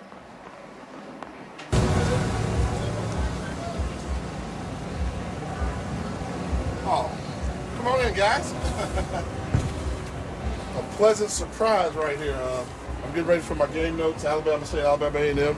But I guess y'all figured out where I am. So, mi casa is su casa. So you got the VIP watch as well. But I've been staying down here in the RV tailgate since Wednesday. Wow. Wednesday, they start tailgating around here on Mondays and Tuesdays. But shout out to all the Southern hospitality that I saw here. It was a great time and really do appreciate it. There's no other classic like the Magic City Classic. It's the biggest HBCU event for a reason. And we are all set to start third quarter play here at Legion Field after that exciting halftime show. Both bands giving it to us, and the kickoff comes down short at about the 6. And taking it off to the far side with a little bit of room. That time was Octavius Miles. And Miles gets out across the 30-yard line where he is finally brought down. Pearson was 4-12 in the first half for 16 yards. 6 rushes for 68, however. And the first half numbers as Alabama A&M gets ready to take over. 1st and 10. You see the rush yards decidedly in favor of State, but the pass yards decidedly in favor of A&M. And that's surprising because, you know, we mentioned Alabama State gives up 197 yards rushing per game, but Alabama A&M has not been able to run the football against the Hornets. And Dylan Smith, 6 of 14 for 78 yards in that first half. Coming on toward the end of the first quarter and keeping the reins from that point on. Now the handoff up the middle and nothing but black shirts there. And bouncing off those tackles to try to get more yards was Trevon Walters, but Walters wound up losing a yard on that play, so it'll be 2nd and 11. Is that one of the longest halftimes you've been a part of in a while? Yeah, easily. 35, 40-minute halftime. We met everybody involved. We met sponsors. We met the homecoming court. And we met the 2 bands, both outstanding performances at halftime. 2nd down and 11.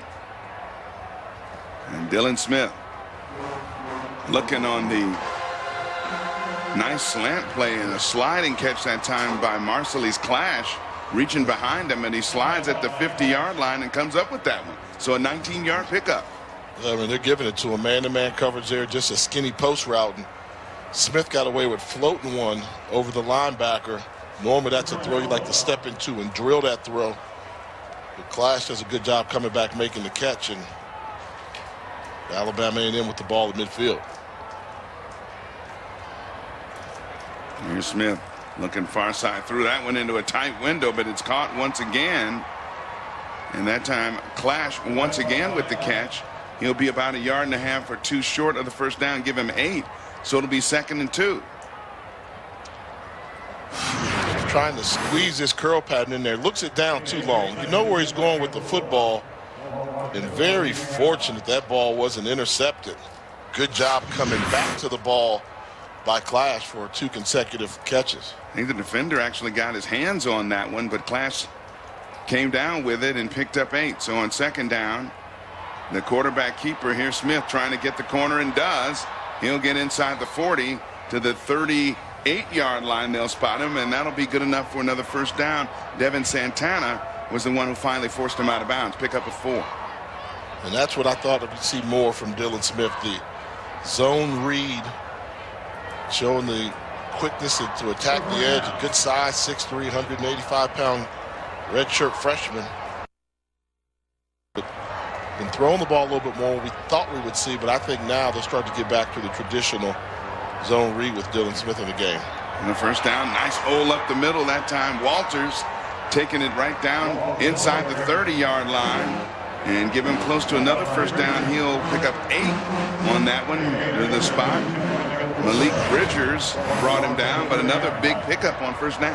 Yeah, and that's just a good job of pulling the guard around Avante Kirksey, number 53 in white, pulling from that right guard position, opening up the hole. Longest run of the day for Walters. He goes up the middle again. Has plenty of room. He is still on his feet inside the 15 to the 12-yard line. And Alabama A&M looking good on their drive to start the second half. Give him 19 yards on that blast up the middle. Yeah, good job by Kirksey. Once again, you're going to see Kirksey from his position come around here, seal the edge, and that's what springs the running back. Nice job pulling, looking, gets there. He's going up the field, getting to that second level. So 1st and 10. And spinning off tackles that time was Walters, but lost his footing. And he'll have no gain on that play. We do have a flag down on the far side of the field at the 10-yard line. Offense. 5-yard penalty. First down. Second down.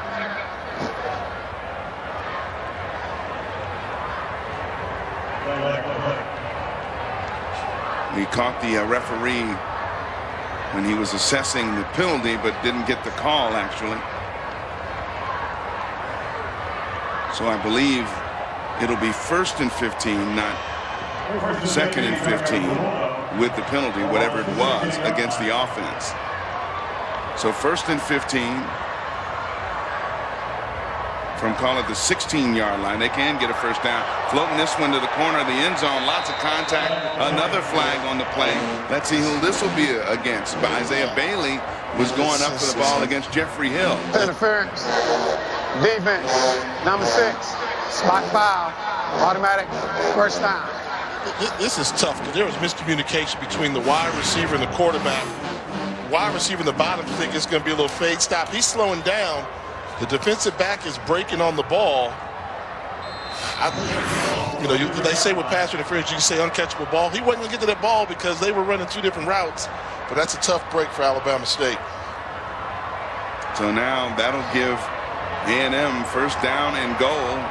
Spot the ball at the 3. And their impressive opening second half march continues. Low snap, and here's Smith. Trying to buy time, throws end zone, and that one gets through a lot of pairs of hands. Incomplete. I thought that was going to be caught by somebody in the end zone. A lot of black shirts around. They threw the ball across his body, and the way this football game has been going, you just think we've seen Alabama State stop them once before on a goal line stand. Do they have another one in them? Looks like Ronnie Scott is the man down in the end zone with an injury. They're going to have a look at him. We'll be back with more. Alabama A&M trying to continue their march here in the third quarter. This time, it's his turn. You have 4.3 minutes to yourself. This calls for a taste of cheesecake.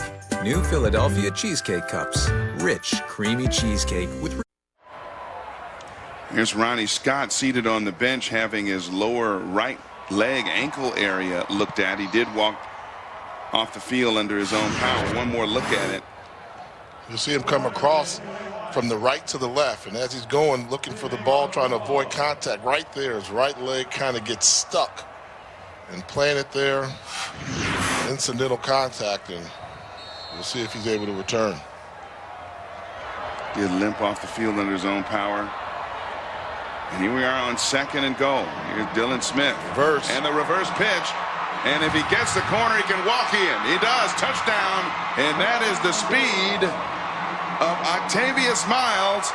And Alabama A&M scores our first touchdown of the 2017 Magic City Classic. Offensive touchdown, I should say. Risky play call down in the goal line. But they sold that they were going to the right. They brought Miles back across the formation on a reverse.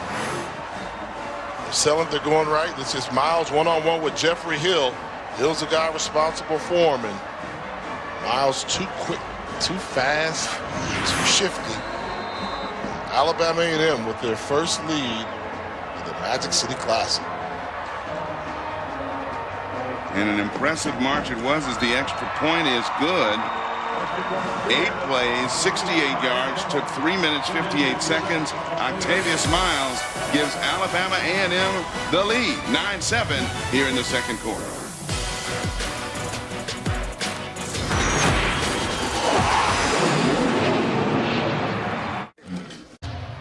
Birmingham. 2017 Magic City Classic, Octavius Miles scoring on the 3-yard reverse. And our first offensive touchdown of the game gives A&M its first lead of the game at 9-7 here with 10:56 to go in the third quarter. And Dylan Smith has been the quarterback, come on in relief of Damian May in the first quarter and has been at the helm ever since. Gets a little bit out of that offense with an impressive 8-play, 68-yard march, taking just under 4 minutes on that scoring drive to open the third quarter.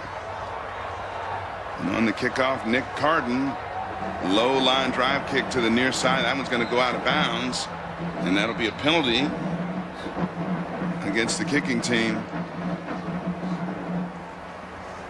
Actually, that was the one of the backup kickers on the kickoffs, Spencer Corey, who kicked that one. By the kicking team. 5-yard penalty, re-kick. So they'll re-kick that one. Smart move, because you saw he didn't kick well. You mentioned he's the backup kickoff guy, so not a very strong leg. They'd rather just move him back, make him re-kick it.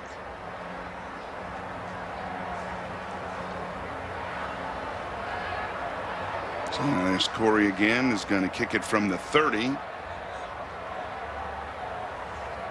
So he thinks he still gets kicked from 35. He's going to put it on the X at the 35. No, that's a 5-yard penalty against you.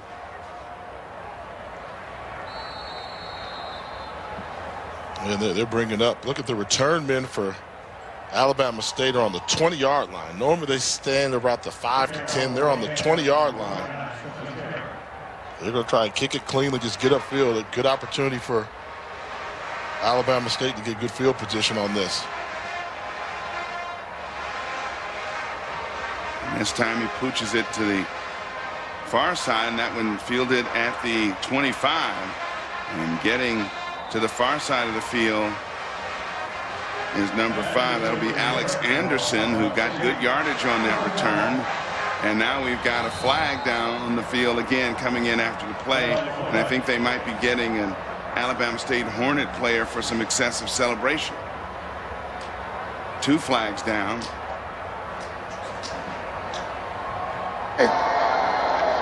After the play, unsportsmanlike conduct, number 43 of the kicking team.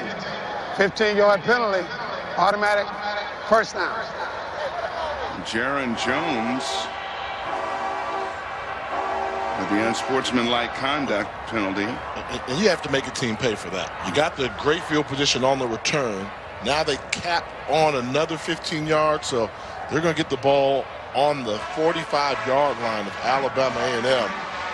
Coming out of halftime, you get the football. Schematically, you hope your team's up to it, because this is a great opportunity for you to get your team the lead back. Did not see what Jones did in drawing that unsportsmanlike penalty. I did see an Alabama State player on the field kind of doing angels in the snow, so to speak. It is chilly this evening here in Birmingham. Temperature at the start of the game was 46. Might be a bit colder now. First down, and running around the far side is George Golden, the true freshman. Turns the corner and picks up 6. And Golden's a guy that he's a scamper. We saw him come in the end of that first half and had a couple of nice runs, particularly one big one up the middle. Good job by Alabama State. They said they had to be able to run the football. Starting off the second half with a nice run on first down. On second down, Golden once again met by a lot of white shirts after pickup maybe of 2, and he was driven backwards. One of the first there is that guy whose name we've called a lot this evening, Kenneth Davis. He's a top 5 leading tackler in the SWAC for a reason. Just finds the football, and they're just trying to sneak it in there. And you see, waiting for him in the hole, and oh yeah, Kenneth Davis, he's going to win that battle. Senior out of Pensacola, Florida. Only 5'11", 220, but he packs a punch and has been one of the leaders for Coach Spade's defense throughout much of his career. A senior, definitely one of his defensive leaders. And now on the fake jet sweep, and again, It was Alex Anderson going off the left side and didn't get much. I thought he had the first down. Looked like the forward progress might have been there. Depends on the spot, though. He needed to get to that 35-yard line. And they're marking him just a hair short, I think.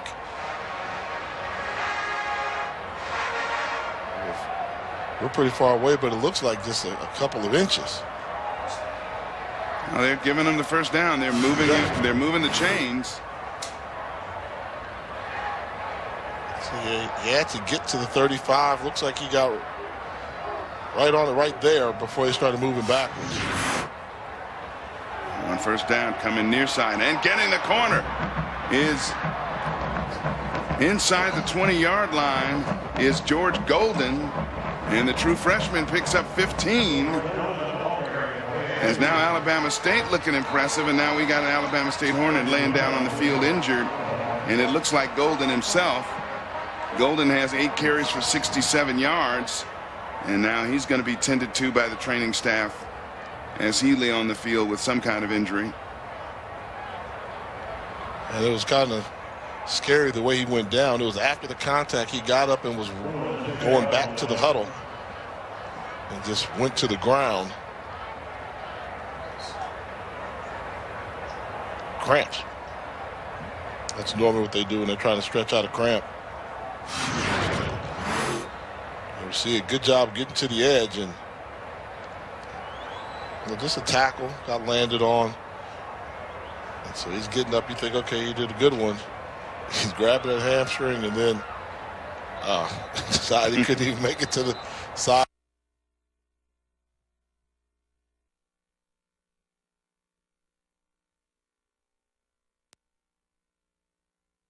The field under his own power.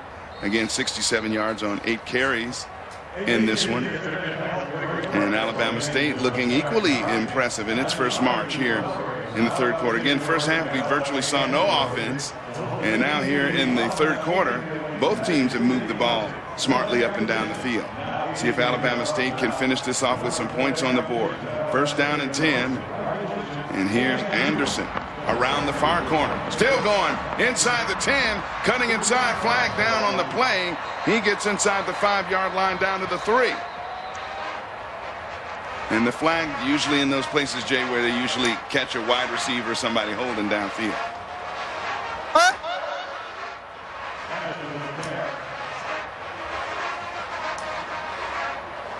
Number 5, 10-yard penalty, first down. Number 5 was running the ball, so could not have been him with the holding penalty, but they did catch someone. And I want to see where they spot the ball, where the holding occurred.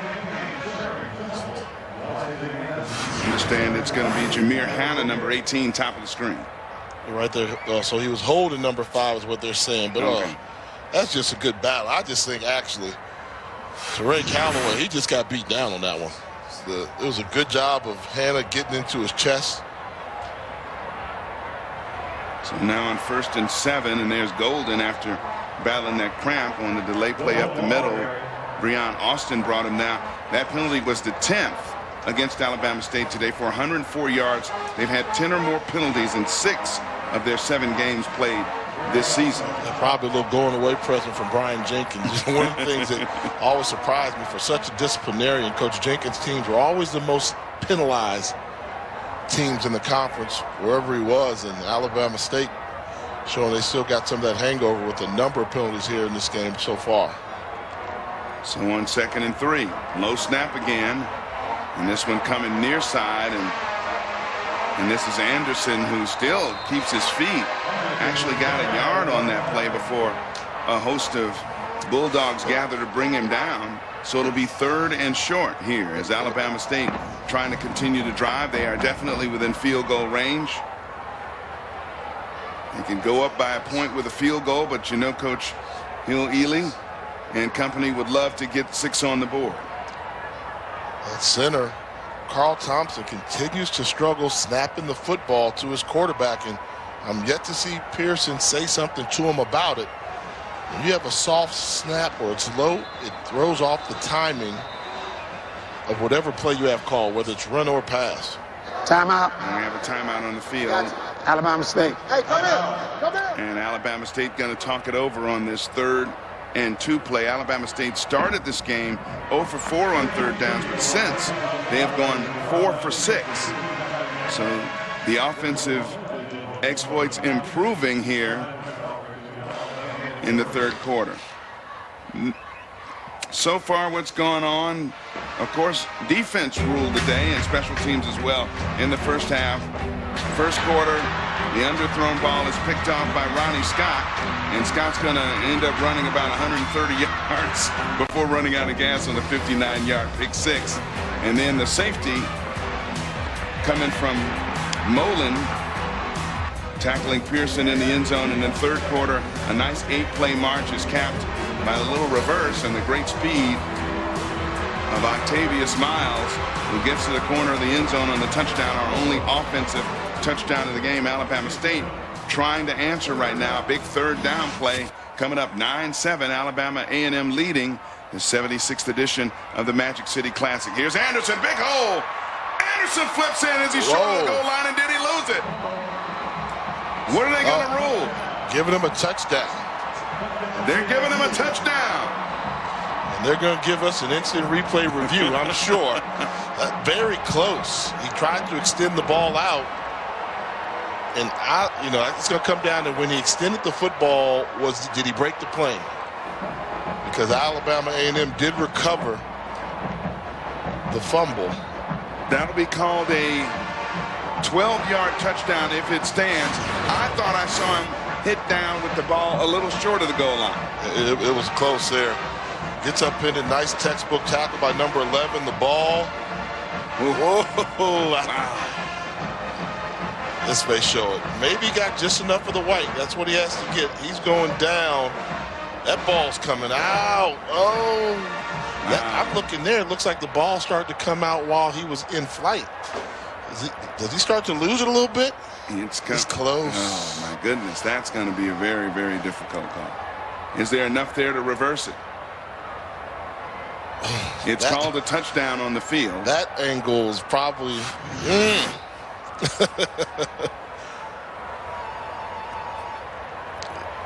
This is going to be very interesting, and they've got a couple of looks at it. I don't see anything that tells me I know he didn't break the plane. But that's what I look for. Can you say absolutely sure you're positive he didn't break the plane? And no, I don't know if there's enough. I don't know if there's enough. It's called a touchdown on the field, and so it looks like Coach Spady got some bad news there that it's going to stand. If it does, it'll complete a 7-play, 45-yard, 4-minute and 40-second march, and they're going to rule it Anderson. Touchdown. The previous play is under review. Yeah, so he got the news that they called it a touchdown. He was upset, wondering why you called it a touchdown. I thought he got the news that the review went against him, but I guess now they're officially starting the review. I didn't think they could review it that quickly. I mean, they're going to have to look at this one frame by frame. Times. Yeah.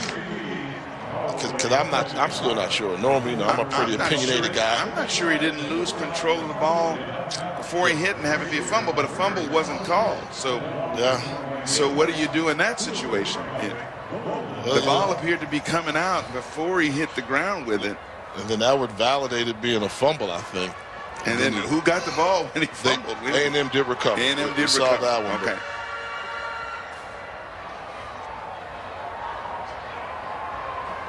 So one more look at it. And see. When he takes off from pretty far, that's not telling us anything. No, you don't know if he crosses now, but the way he landed, woo-wee. But it seems like they're going to let the touchdown stay, so not enough to overturn it in that situation. We just saw that from our referee.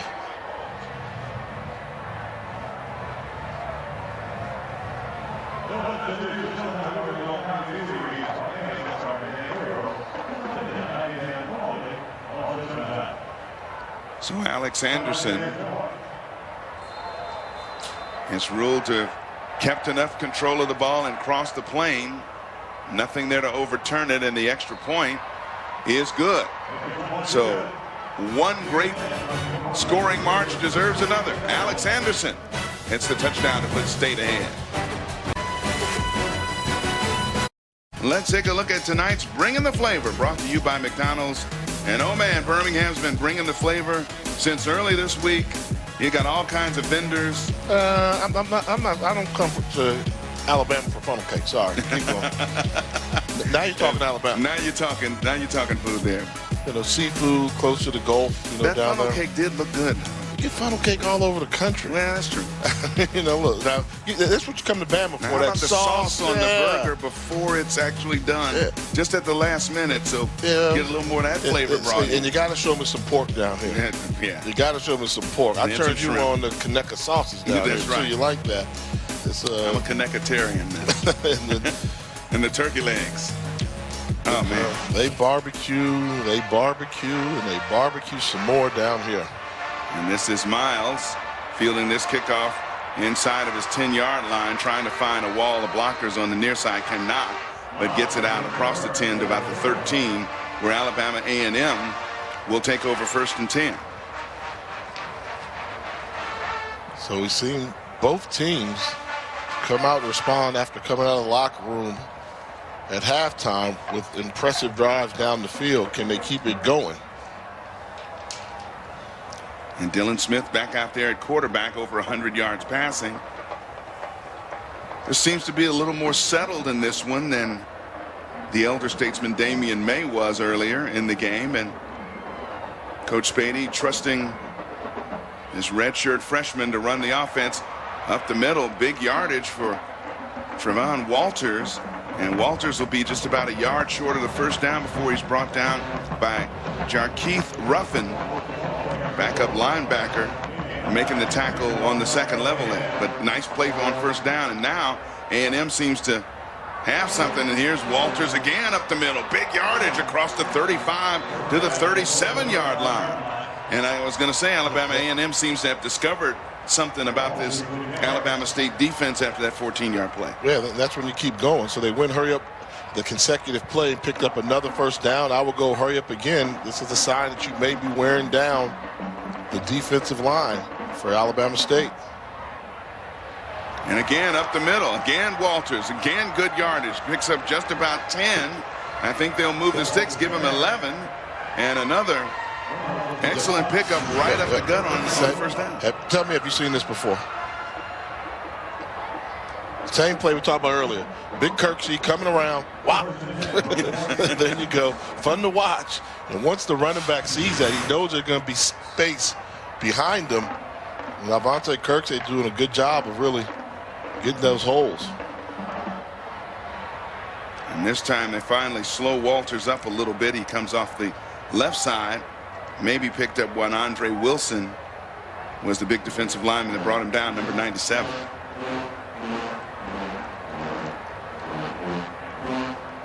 It's just amazing to see adjustments made and how the tempo of a game can change so drastically between the first half and the second. Both teams marching it up and down the field here in the third quarter when they could do literally nothing in the first half offensively. And we have a stoppage on the field. It's under review. We don't know exactly what's under review. Again, we didn't hear the first part of that announcement from our referee.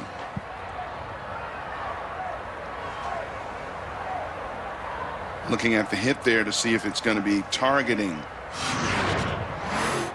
Jarkeith Ruffin once he's down. He was kind of sitting on the pile a little bit. He was on someone. It's that head dip that comes in there. They're going to try and get safety in there. It's not called on the field. I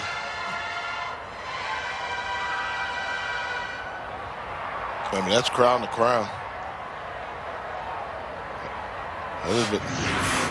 You know, and the number of targeting penalties is up throughout the college football landscape, and those are the rules for targeting.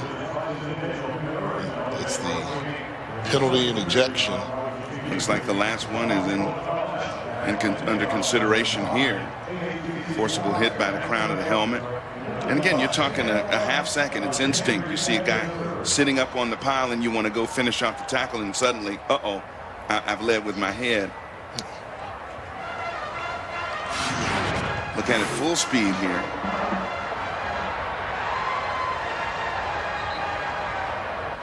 Yeah, something. I think it's a cheap shot. He was trying to just get a ding on him. Clearly, he was going down, but I don't know if I've ever seen where it wasn't called on the field. They're going to review it anyway. That's of course, they do have the replay officials upstairs have the power to do that. Sometimes the officials on the field miss plays like that, and again, we're trying to keep the game safe. And certainly, the crown of the helmet was led with. And this is not, and this won't be for a penalty. Right. There was no flag. This will be for an ejection. Right. This will get him out of the game if they indeed decide that. And if that's not using the crown of your helmet to go crown to crown, then I don't know what is. The junior, Jarkeith Ruffin, from Pennington, Alabama, here at Alabama State by way of Pearl River Community College. And speaking of Walters, we've seen him go off a little bit with some production here in the second half. His first 6 carries, 6 yards, as we get ready to get the call. Further review. There is no targeting foul on number 42 of the defense. So they decide not to give him the targeting foul. I've given up. I don't see it.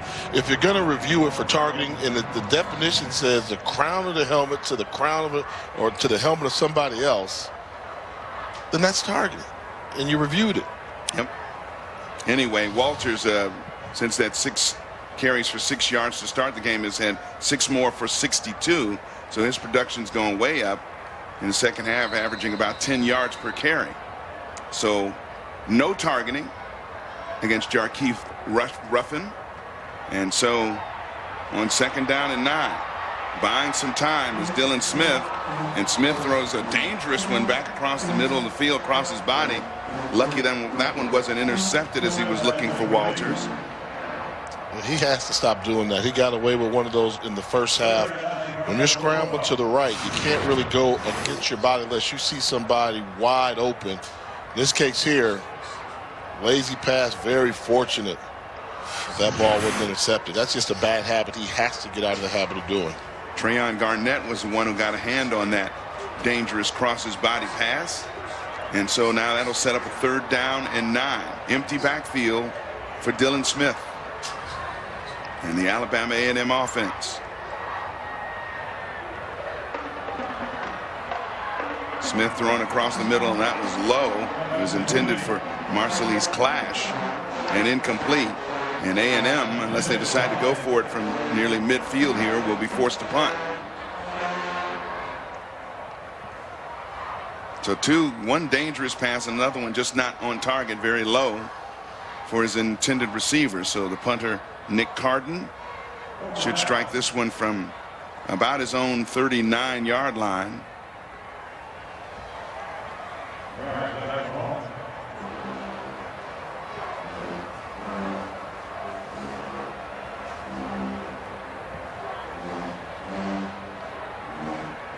And back deep to receive is Palmer Graham, and Graham brought down immediately after the catch of the punt and doesn't get much on the return. Alabama State to take over. Hey, Tuesday, if you didn't know, it's Halloween, and we've got nothing but treats for you on ESPN. We'll have the exclusive reveal of the college football playoff top 25 rankings at 7 p.m. Eastern. Reese and the guys will break them all down from top to bottom, have coaches' reactions, as well as a live interview with committee chairman Kirby Hocutt. It's also available streaming live on the ESPN app. Now they count. Yes, now they do. count. Those rankings count. Everybody wants to be in the top 4. Alabama State, 3:49 to go here in the 3rd quarter, taking over on its 2nd possession of the 2nd half. And after another low snap, he gets the handoff off and actually picks up positive yards. Robert Pritchett, number 4 in the game. Now look at the quarterback. Why isn't he going up there? You have to let him know, because I just think at this point, Carl Thompson doesn't know the snaps are low. If he's snapping and getting the block, he thinks it's okay. you have to say something to say you missed the target on that snap. Pritchett picked up 3 on that first down. Now on second down, he gets it back and cuts it back. Gets out across the 20 to the 21. Give him about 3 to 4 on that second down play. So it'll be 3rd and manageable for Alabama State. You know, manageable, but one thing we haven't seen is Pearson established he can throw the football yet. It hurt you?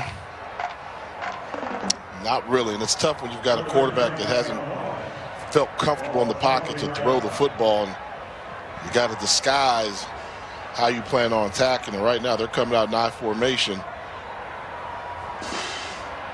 Pearson 4 of 12 for only 16 yards, and he has been harassed by this blitzing defense all day. Jet sweep coming near side, and that one stacked up, and it'll turn into a big loss. Is great defense being played there by Devontae King. Brings him down for a loss of 3, and that'll force what should be another Alabama State punt. Yeah, when you play this cornerback position, number 12 on the bottom, nothing gets outside you. Nothing gets outside you. You try to get outside me, I'm going to hold you up. In comes the cavalry. That's a great play by Devontae King, the senior cornerback. And Marcellus Clash is standing back at his own 47-yard line as he'll take the punt off the leg of Trevor Vincent. Vincent, a low line drive kick, and it bounces right to Clash at his 40, and Clash brought down immediately. Good coverage on the special teams for Alabama State. And that was Joshua Hill, number 24, the first one there. 42-yard punt and a 3-yard return. But great field position once again for Alabama A&M. They're out at their 41-yard line. Time to do something with it again. Smith started 6 of 9, and since then he was 2 of 10 for only 27 yards. So he has to find his rhythm back again in the passing game. Well, we've got, you know, freshman quarterbacks on both sides of the ball, and at times they've looked like freshmen.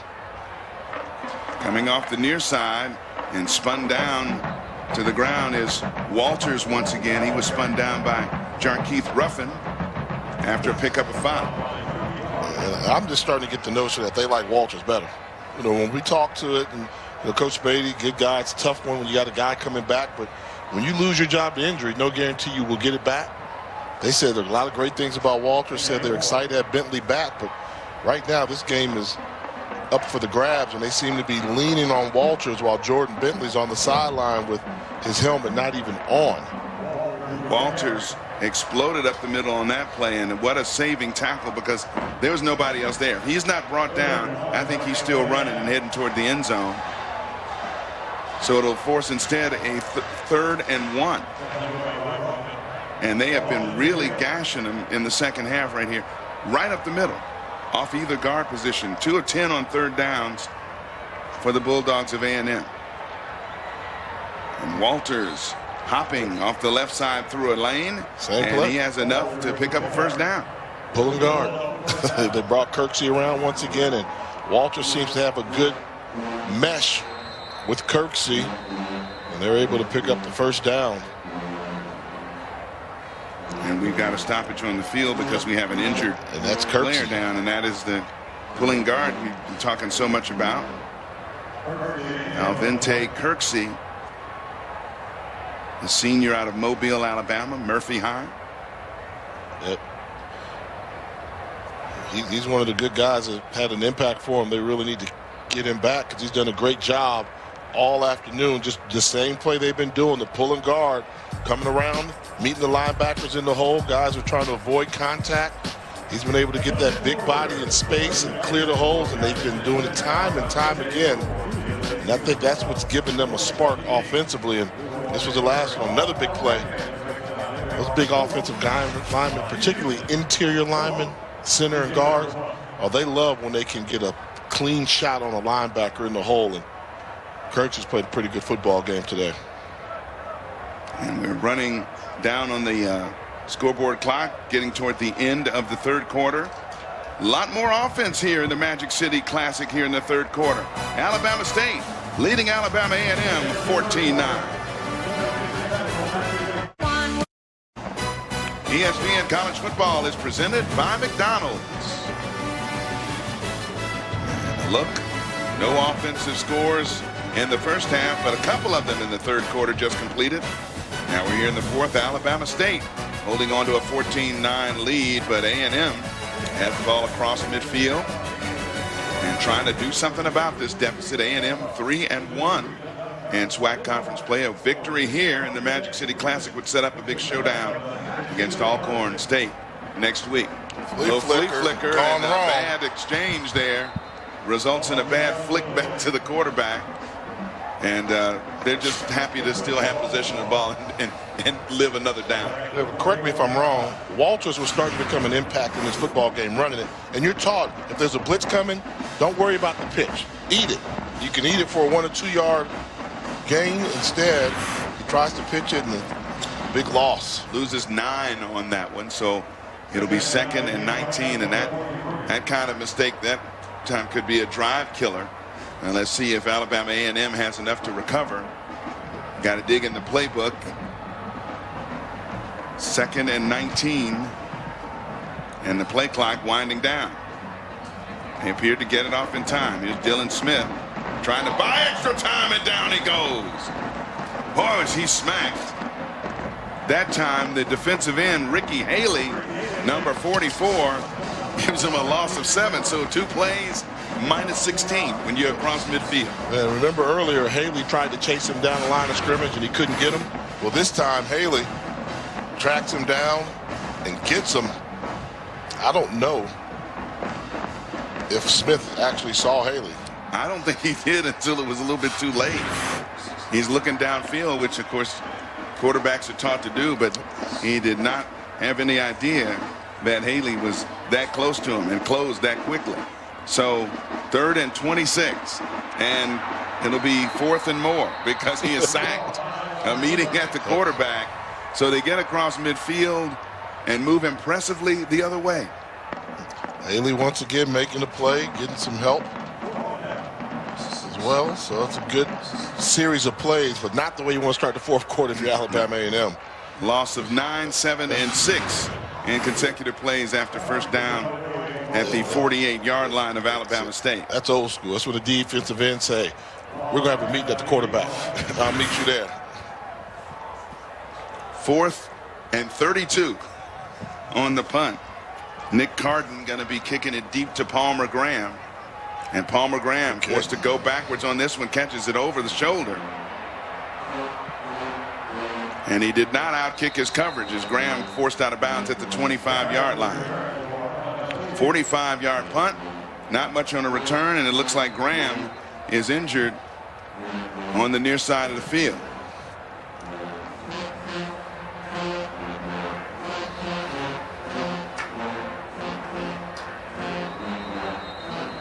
He's going to be tended to as he was kind of dragged down out of bounds. They're going to tend to Palmer Graham. Alabama State leading 14-9 here in the fourth.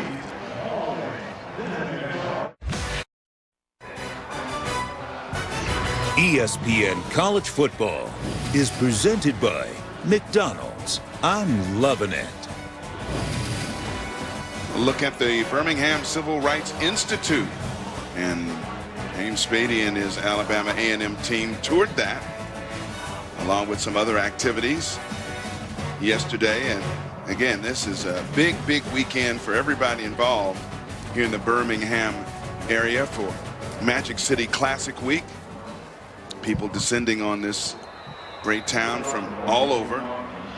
A&M and Alabama State alum from all over coming in here to enjoy this and take in a football game while you're at it. And on the quarterback keeper up the middle, Pearson still on his feet, going far side, has it stripped.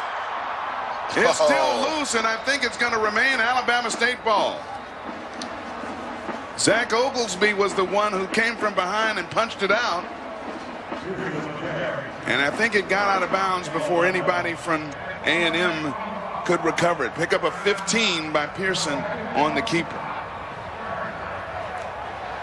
Yeah, they were fortunate there.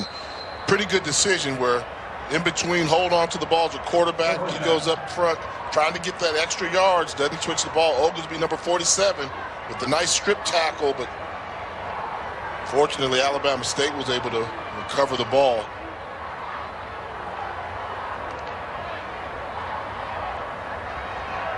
And on first down and driven backwards big time and slung down. And there's our man again, Kenneth Davis. And he's going to lose a yard on that play. And Davis was looking around to see if a flag might be thrown for a little unnecessary roughness there. And you can't call that. I mean, you've got 6 foot, 225-pound middle linebacker versus scat back, 5'8", 160 pounds. He's bringing him down. If he can toss him, be strong enough to toss him, well, let's say like a rag doll, then that happens. It's a game of football. After the loss of a yard, 2nd and 11. Here's some late pitch near side and brought down, hit almost immediately, but still battling forward for a couple of yards on that run. Is once again George Golden, the true freshman. And he'll set up a 3rd and long. And that's something that they've got to work on. They don't have Alex Anderson. We saw him score the touchdown. He's been a little bit banged up.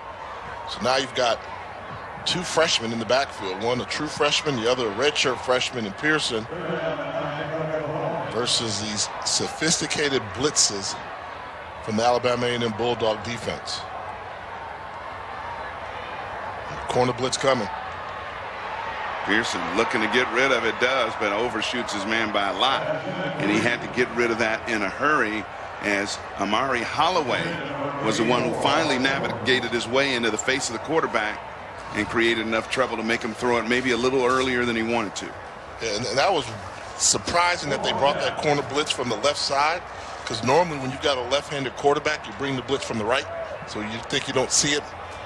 But in that case there, Pearson still didn't see the blitz, and Holloway was still able to disrupt the play.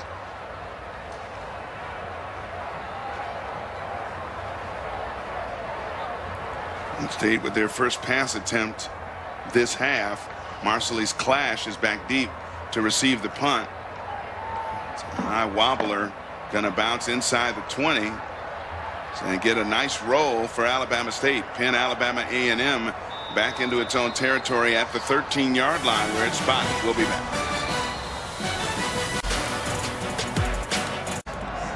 And we are back. Legion Field in Birmingham, Alabama. 10:13 to go in this one. Much more entertaining offensive display we've seen from both teams here in the second half.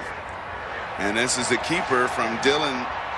Or is it Damian May back in the game at quarterback again? Number 3, Damian May is back out there at quarterback. First time we've seen him since the 4th quarter. And he's trying to do the keeper to the far side and loses 3 on that first down play. I think last time we saw May was after he threw that interception. He was on the bench for quite a while. They spelled him to Dylan Smith. And now they're bringing in the junior. See if he can find the spark. And it's kind of ironic to me. I used to always say for years it was optional to bring your defense in the SWAC. Well, now the defenses are dominating this football game here at the Classic. And that was Trevon Walters. And Walters trying to get through a hole off the right side. And he is brought down immediately. And I don't think I've ever seen a celebration like that. Darren Johnson, though, a little kick dance after bringing him down after getting a 1. I'll tell you what, this is Darren Johnson, who's my impact player there, but look at the celebration. And I don't know what this is, but I know it fired up the Alabama State fans for the first time all day. We're really hearing some crowd noise over there, and the players are really pumped up on the sideline, too. I'll tell you, I will not be trying that dance move at any of the parties later tonight. Coming near side, and that one overthrown as he's looking to hit Isaiah Bailey on the near side. Bailey was hit immediately, and that would have been well short of the first down, even if it was completed. So Damian May does not spark the offensive attack of the Bulldogs of Alabama A&M, who will have to punt it back to Alabama State, and the Hornets should have pretty good field position. And we saw Palmer Graham go off with a little bit of a leg injury after his last return, but he's back out there standing on about the 40-yard line to field this punt from Nick Carden. On an end-over-end punt, and the fair catch is caught by Graham. And now power rankings, and boy, it's some news in there. Hampton at number 5. Hampton at number 5. They were undefeated in MEAC play. Had to give them credit. They put them into the power rankings. There you go, Pirates. Number 4, Alcorn State. Disappointing loss, but they're still probably going to be in that SWAC championship. Number 3, you got to like this one. The only HU.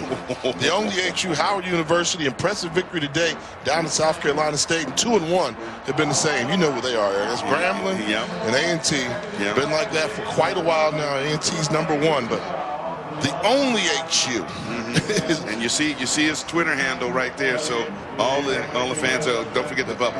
Yeah, North Carolina Central's on the bubble, coming off that loss last week to Norfolk State.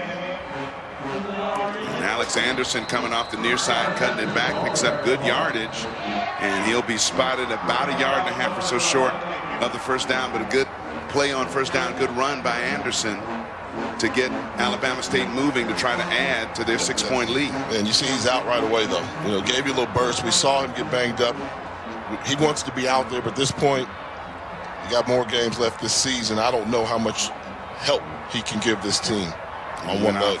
Went off favoring that right foot. He has 10 carries for 48 yards and that TD, and now trying to get to the far corner. George Golden, I thought he was going to rear up and throw a pass there for a second. It almost looked like a halfback pass the way he kind of stood up as he was nearing the corner, but he did not. He lost 1 yard on the play. I thought he was going to throw it, maybe even throw it back cross field to the quarterback, but it didn't happen. Well, that's when you have to know the down and distance there. They put you in there at 2nd and 1. Don't lose 1 yard. When it's not there, just make it 3rd and 1. There is a difference between 3rd and 1 and 3rd and 2 in terms of schematically what you do offensively. And they got Pearson going to keep it. He's going to get the corner and get the first down, and he'll finally go out of bounds inside the 35 to the 33-yard line. He picked up 9 on that 3rd and short play. So Alabama State moves the chains and stays alive, trying to add to its lead. They got lucky. Take a look at number 5 right here on the bottom of your screen. He's going to smell this thing out all the way. The problem is the quarterback recognizes, this is going to be a busted play. Let me keep it. And then it becomes a foot race. He picks up the 2 yards and then some. So they had what they wanted schematically on the defensive side of the ball, but Pearson recognized it and athletic enough to make a play. Pearson, 8 carries, 82 yards so far in the game, and this coming on the near side, 92 yards. I'm corrected by my spotter. We do have a flag on the play here. Statistician Tom Barberi correcting me that time. He took 10 yards away from the young fella. Don't want to do that. We got holding though. Number 22, 10-yard penalty, first down. Chet LeVay, the tight end, wearing number 22, committing the holding that time. You see LeVay, they line him up in the backfield. He's on his guy. I mean, that's engaged within the pull down, and tight call. Tight call. So it'll be 1st and 20. Clock on the side of the Hornets, who lead by 5 right now. Pearson reversing his field. He's in some trouble. Gonna have to get down, and he does. And he loses quite a bit on that play. He loses 6. He's not reading the coverages. I mean, I'm going to show you how wide open you can be in college football. I don't know if it gets any more wide. Watch this guy right here. That's all I'm going to say. Just watch him. Is he open? Give it to me. Okay, you got rusher? Okay. He's still open, but Pearson doesn't even think about looking at him. And he loses. How many yards did he lose on that play? 6 yards. He lost on the play when he didn't have to do that. Guy was open. Give it to him. That's why he's a redshirt freshman. He's not reading coverage. I could tell early in the contest he didn't know what he was looking at. Oh, man, look at that. You know, he swings it out to the far side. I'm sorry. He did a play action fake on himself. He faked himself out. He faked himself. He's like, I know I'm supposed to play fake to somebody. Whoops. It's third Alex down. Anderson with a rifle shot there on the sideline, but no gain. So 3rd and 26. If I'm Coach Hill, I'm going to run this clock all the way down and just punt the ball, man. Right now, this freshman, he's getting a little quirky. And when they start getting a little loopy like this, bad things can happen. I'm telling you, just punt the ball, hope you get a chance to punt it. I don't know if I've ever seen that, the old play fake to yourself. Here's Pearson now throwing a little screen action on the far side, wide receiver screen, and picks up some positive yardage, not many, picked up 4. And he hit Willis White, one of the big play receivers for this Alabama State offense, but we haven't called his name a whole lot in this game so far. Interesting. Alabama A&M going to call the timeout, not let them run off the 40 seconds. You have to ask yourself, is the 40 seconds more valuable than a timeout that you may need? We'll see. We're going to break. It's 14-9. The Hornets holding on. 4:40 to play in regulation. Alabama State moves backwards a bit. The beautiful sunset here in Birmingham as Magic City Classic getting down to the final moments of regulation here in the 4th quarter. The Hornets of Alabama State up by 5. And the punt will bounce, and a great bounce.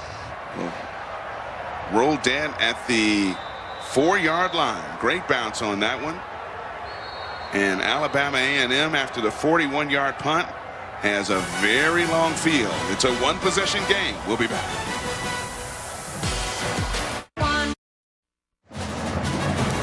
$14-9, 4:27 to go in regulation here at Legion Field in Birmingham, Alabama. Donald Hill-Ely, his 2nd game as interim head coach of Alabama State. His Hornets up by 5 and trying to hold. Up the middle, this is Walters again, and he has picked up a bunch of yards. Is that ball loose?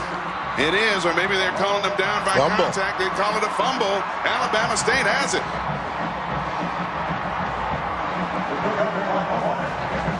Wow.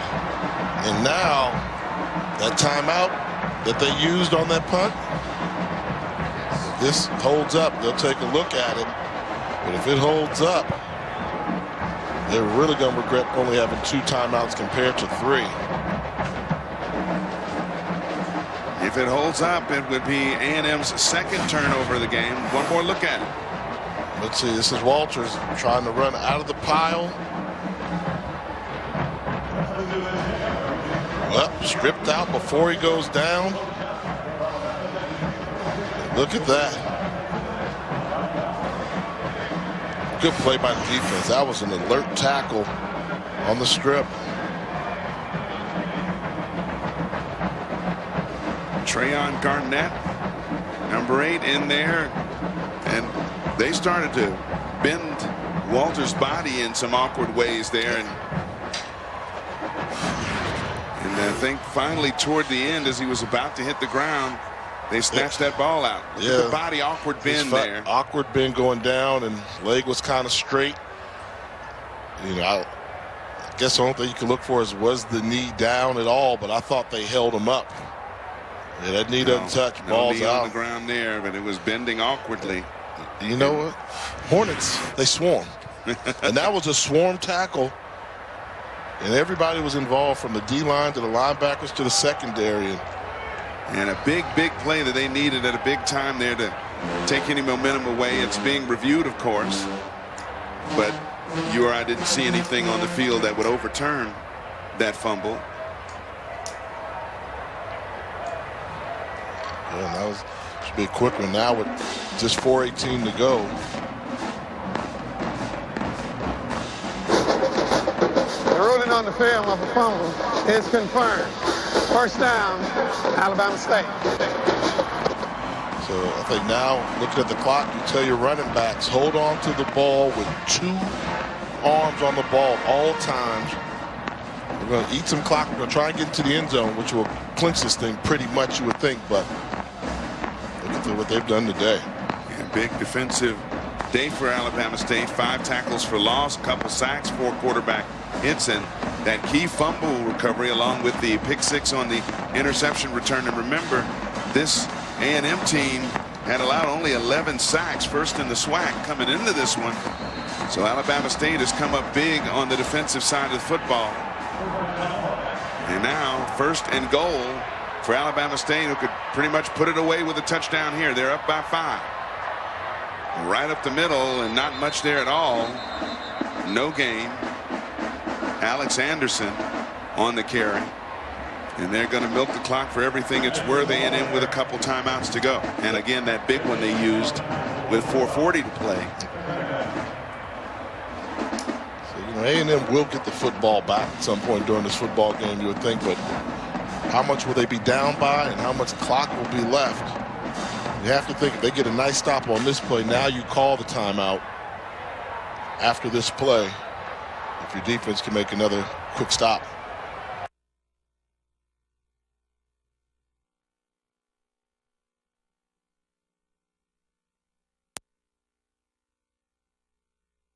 Alex Anderson picks up only 1 there, and he's favoring the right leg a little bit, but they brought him back out of the game. Bigger back. Not going timeout here. They're going to let it keep running. And by the time they get the next play off, it'll be inside of 3 minutes to go in regulation. And now you have to know, where does your kicker want it? The closer you get in college because of the wide hash marks, that's a harder kick because you have to pull it so quickly. So I'm going to call a play designed to run to the left. Center that football. Now on 3rd and go, Pearson gonna hold it. Goes end zone wide open. Oh, wow. Touchdown. Gutsy call. Chet LeVay. One of those dual tight ends breaks wide open in the end zone. Nobody covers him, and Alabama State in total control at 20-9. Nothing in that situation says you call that play. Because if it's an incomplete pass, then the clock stops and you help them out. But instead, I think they just completely surprised Alabama A&M. I mean, play action. LeVay does a great job of getting open.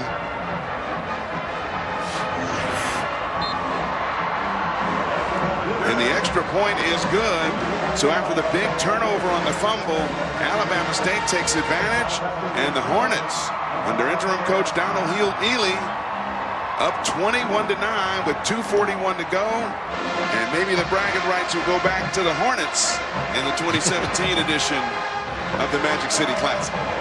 You know, it's one of those things you say, for 2 consecutive weeks now, we've seen Alabama State trailing or not really play good football at the half, and how they responded in the second half. So they were down last week to Texas Southern, and Coach Ely said he had to fire up the team, and now the same thing seems to appear here. Yeah, that's a little fake, like you're falling down, get up and keep running. Look at that explosion from the bench. It's their first 4th quarter touchdown since the season opener against Tuskegee. So that's why the bench is going so crazy there. They aren't used to that lately.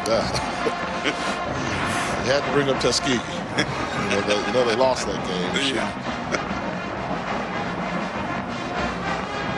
Lost a tough one, 14-6 to open the season against Tuskegee, and the kickoff was short. Fielded at the 10. Look out.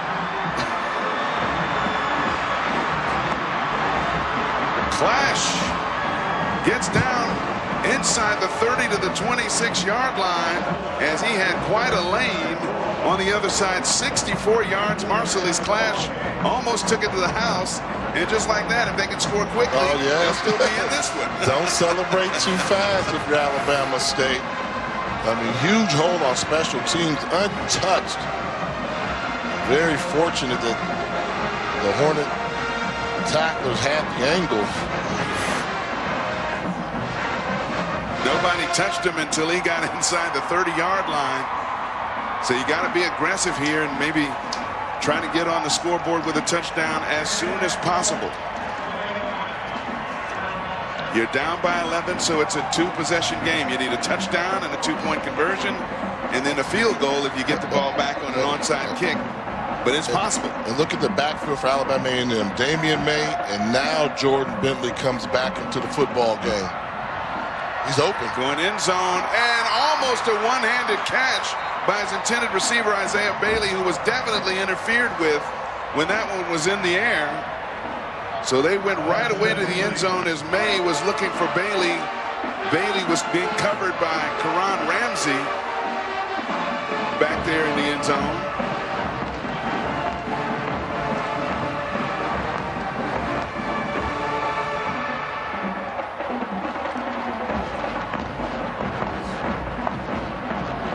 Well, this thing could get interesting. I mean, they're not having to use timeouts as well. Throws it up there and want Isaiah Bailey try and make a play. They say he's got the best hands of any wide receiver on the team, and not able to make the one-handed grab there that would have given him the touchdown. He almost made that play anyway. Came awfully close to that one-handed grab. Would have been a great catch. So now it'll be first down just outside the 10 at the 11-yard line. May near side and short hops that one. Intended for Isaiah Bailey. And so it'll be second and 10. This has to be tough on Damian May. I mean, he watched, the entire second quarter, all the third. They bring him in the fourth quarter for a little spark after having watched it for a while on a cold, chilly night.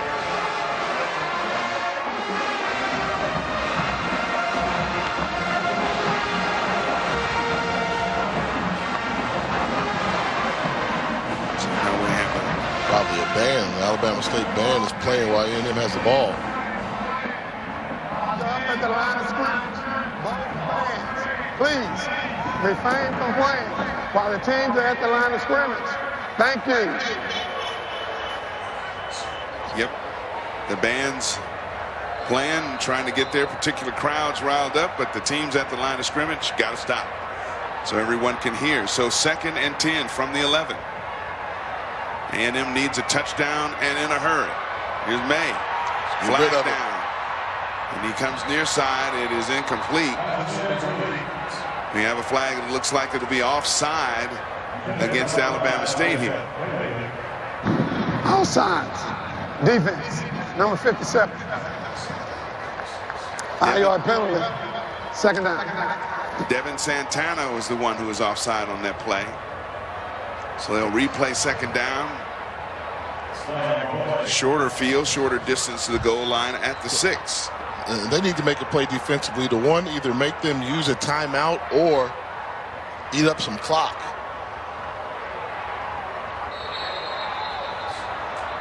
More flags. And they'll take that 5 yards away that they just gave them because it's a motion. False start. Offense. Number 76. 5-yard penalty. Second down. Joshua Williams with the false start. So now we're back where we started. So it'll be second and 10 from the 11.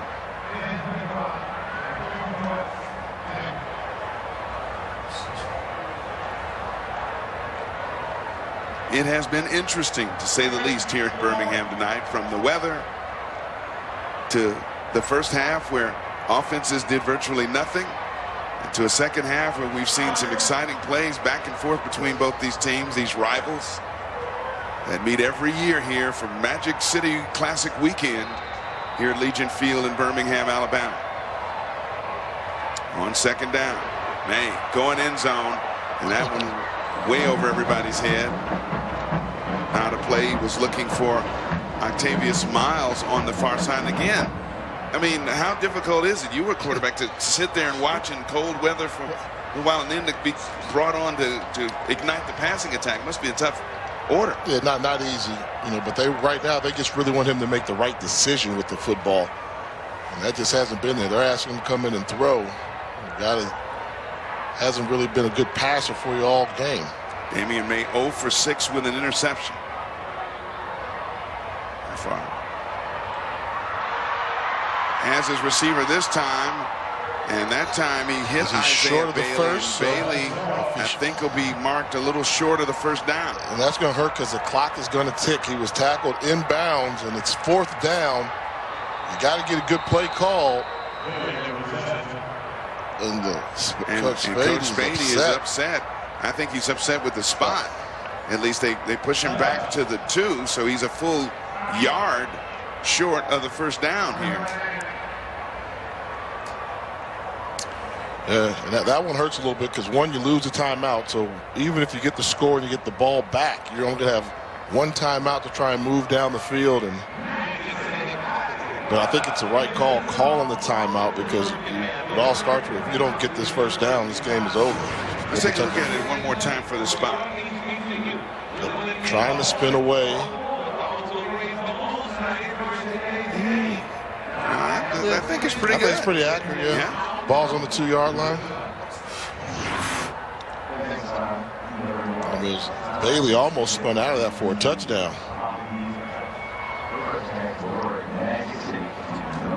So, of course, this is everything, this 4th down play coming up. 4th down in a yard. You sell out right now. Defensively for Alabama State, you sell out. 9 guys on the line of scrimmage, or whatever number of guys they have close to the line of scrimmage, you have one more than them. So if they want to go 4 wide receivers, and okay, that's fine. We'll have 4 guys there. The other 7 are going to be close. I'm going to make a quarterback that's only completed 1 pass and throw this football. Going to make it very difficult for them to run it in. And I think the flip side of that, if you're Alabama A&M, I think you probably just go with power. If you got a power play that you can run for a yard, you do it. And they've got Jordan Bentley in the game again. A&M is 0 for 1 on 4th downs today. Jordan Bentley, as you mentioned, back in the game, but Trevon Walters certainly has been their main weapon in the running game. 4th down. Here's Bentley, and Bentley goes in for the touchdown. So hold on to your hats. It's not over yet. A&M will have to go for 2 here.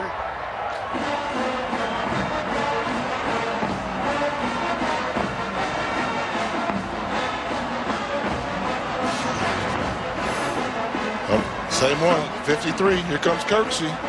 Get behind him. He'll find a wall. He cuts in behind number 53, Kirksey, on the pull for the score. They're going to go for 1 here on the extra point and try to get it back on an onside kick. The extra point is good. So now the deficit 5. The game at 21-16.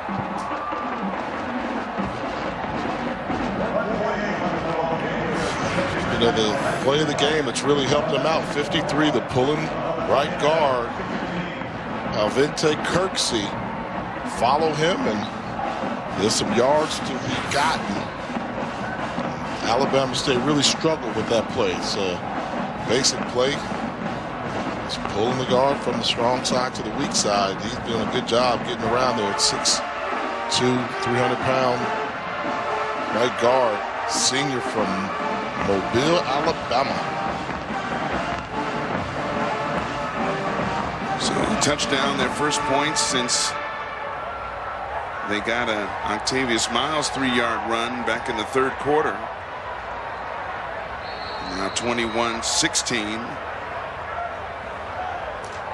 And definitely you're going to have the all-hands team in. Everybody's up. And Nick Harden going to attempt an onside kick here with only 1 deep back for Alabama State.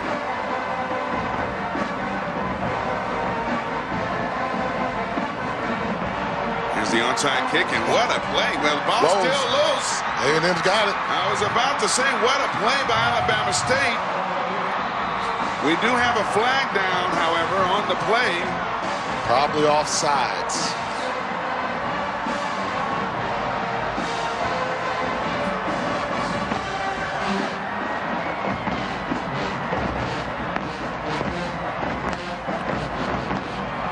And from the reaction of some of the A&M players on the field, looks like it might be against them.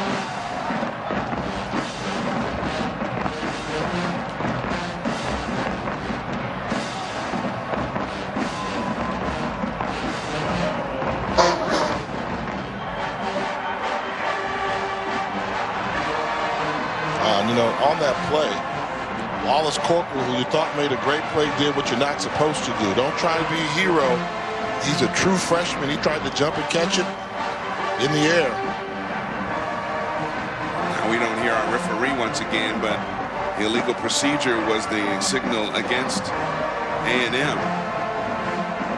And you're right. I think he jumped in and tried to touch that ball even before it had traveled the 10 yards. Let's see.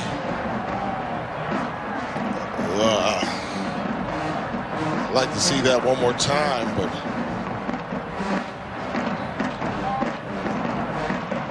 that's the play there. But it's a matter of, did they cross that line? That's a close call. And also, I mean, it's a moot point now. They call the procedure penalty. But was he down with possession of the ball before the ball came out? When the ball's kicked, does anybody cross the line? I mean, maybe second guy at the bottom of your screen, maybe. Number 11, McGee. Oh, that's calling it close.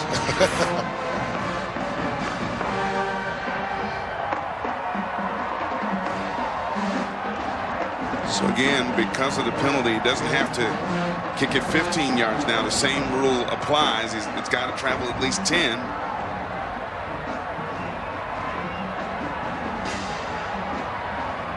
And so here we go again. Onside kick. Now it's traveled 10 and it is recovered again. A&M has it. And they still have life. It appeared that Alabama State players almost backed off of that one as it rolled beyond the 10-yard legal distance and allowed Alabama A&M to recover. Schematically, when I saw it, I said, wait a minute, look at this lineup. If the middle of the field is right here, let's look at the middle. Count the people over here.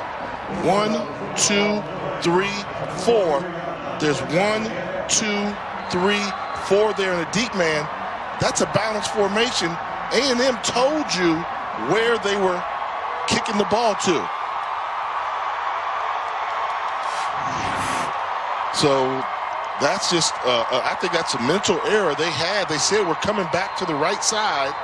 A&M took a person from it rather than A&M took a person 30-second time rather than move another person over on that side. And not enough bodies over there, and Alabama A&M comes up big, and Donald Hill-Ely is hoping his defense can hold on. It has played well so far in the game. Not enough people over there. They've got, you know, five, 6 people. Good job of walling off one. They ran the same return. I mean, just look at that. That right there, that's a balance. They almost think the ball's going to the top. When there are more people, white jerseys on the bottom, that's a special team mental error. And so now, of course, a one-possession game. The Bulldogs need a touchdown to pull out a big victory here in Magic City Classic. Just a little while ago, they were trailing 21-9. And now 21-16, come near side with a little sideline pattern. And it's complete to Isaiah Bailey, and he steps out of bounds right at midfield. How big would this be right now for Damian May to be able to lead his team down the field and get a potential game-winning touchdown after being benched in the first quarter? Hadn't completed a pass, and now still has an opportunity to win this game late. Coming near side again. Oh, inbounds. But the clock is still running as he hits Zabrian Moore. And Zabrian Moore gets first down yardage that time, so they'll move the chains and stop the clock to do that. One timeout left for A&M, one timeout left for State. It looks like it's coming down to the wire here in the Magic City Classic, just like last year between these two. Can't get sacked. Stepping away from the rush. Can't get sacked inbounds either. Where's the spot? He was short of the first down, I believe. It looks like they're giving him a first down. So they're going to stop the clock again to move the chains and give Alabama A&M a chance to get to the line of scrimmage. 11 yards on that pickup. The clock's moving right now, though. Under a minute to play. Ball at the 35. May.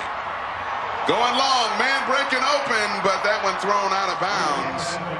As he was looking that time for Marcelli's clash.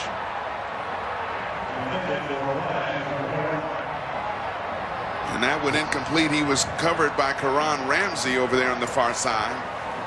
So it'll be second down with 51 seconds left. 2nd and 10. Keep in mind that T.J. Presley and Ronnie Scott are the 2 starting cornerbacks. Ronnie Scott not on the field right now.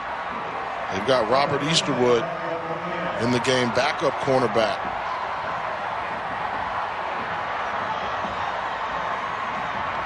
On second down. Going for it all, and there's just nobody there. Incomplete, and they're arguing with officials saying our receiver was held up. Clash was unable to get anywhere near that one. Closest guy to that one was actually Ramsey, the safety moving over there. He had the best chance to catch it. So 3rd and 10 from the 35. Yeah, and you don't need end zone. You just need another first down. The clock will stop. You don't need the end zone here. A&M 3 of 14 on 3rd down. You have a timeout, so you can attack a seam or something in the middle of the field. May going deep again. And that one caught, but I think it's caught out of bounds. It is. It is incomplete. As he found Brian Moore once again on the far side. It was caught, but out of bounds. Well out of bounds. Yeah, this is one of the ones I just don't think you need to go for the deep ball downfield. You just need to keep the drive going. Not able to keep that foot in bounds. And so now Alabama A&M going to take its final timeout. I'm a little surprised too. They've gone very deep down the field, and again, you got one timeout left. You could attack the seam or something else and give yourself a little better position. Yeah, and if you get the first down, you got that timeout becomes a weapon because the defense knows that you can attack. Now, if you get the first down, then they're going to say, okay, they're going to start throwing these balls short and out of bounds. So, a little surprised that they called the timeout here, the clock management. But those previous 3 plays, as you just mentioned, get 10 yards. Let the clock stop and get yourself in more of a threatening position. Alabama State right now, I'd be surprised if they just didn't play quarters. That means just line up 4 defensive backs, 10, 15 yards from the line of scrimmage, keep it in front of you. Remember, A&M needs a touchdown field goal. Does them absolutely no good here. Trailing by 5. Watch number 5 up top. That's Isaiah Bailey. On 4th down, and he throws that one behind his intended receiver, Octavia Smiles. And now, Alabama State can celebrate.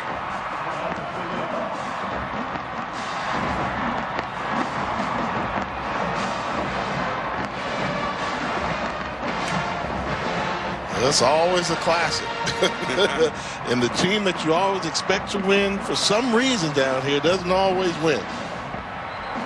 And there were a couple years where I thought Coach Spady's team would definitely lose the classic, and they found a way to win. And this is one of those years where he said he felt the most confident he's felt in a team coming into a classic. And it looks like they're about 33 seconds away from losing a classic. Alabama be victory formation here for Alabama State. All they got to do is take a knee, and that should do it. And the 2017 Magic City Classic will be in the books.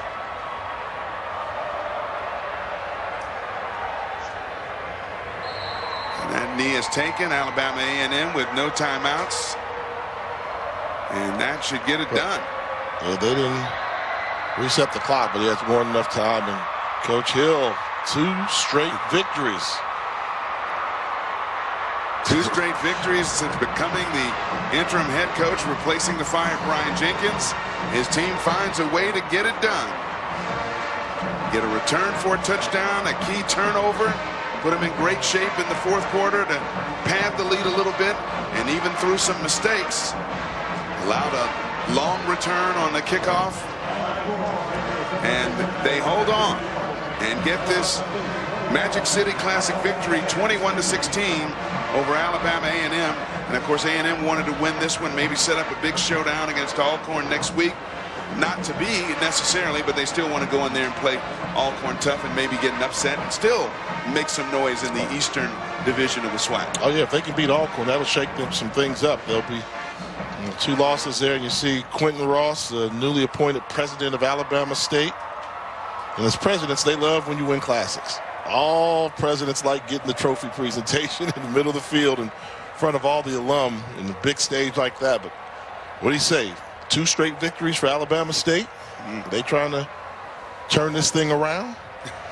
Hey, you know, that's one thing I'm sure that was on his plate, something he wanted to wrest some momentum, some positive things, especially as he talked about with you earlier, for his seniors, and something to leave a good taste in their mouths with as they play their final downs for Alabama State University, and then leave the board of directors and president a tough decision to make as they may look for another coach or maybe elevate him to the permanent post in the offseason. And like what he said, he told the team, this game is about you guys. If people wearing the jerseys that say Alabama State University, how are you going to represent it? It's your football team. What are you going to do with it? And they seem to be responding. Waiting for the trophy presentation at midfield are the victorious Alabama State Hornets. The 2017 Magic City Classic is in the books, and we had a little bit of everything in this one. Alabama State, however, holding on for the 21-16 victory. For Jay Walker and all of us here at ESPN, Eric Clemens saying so long until next time.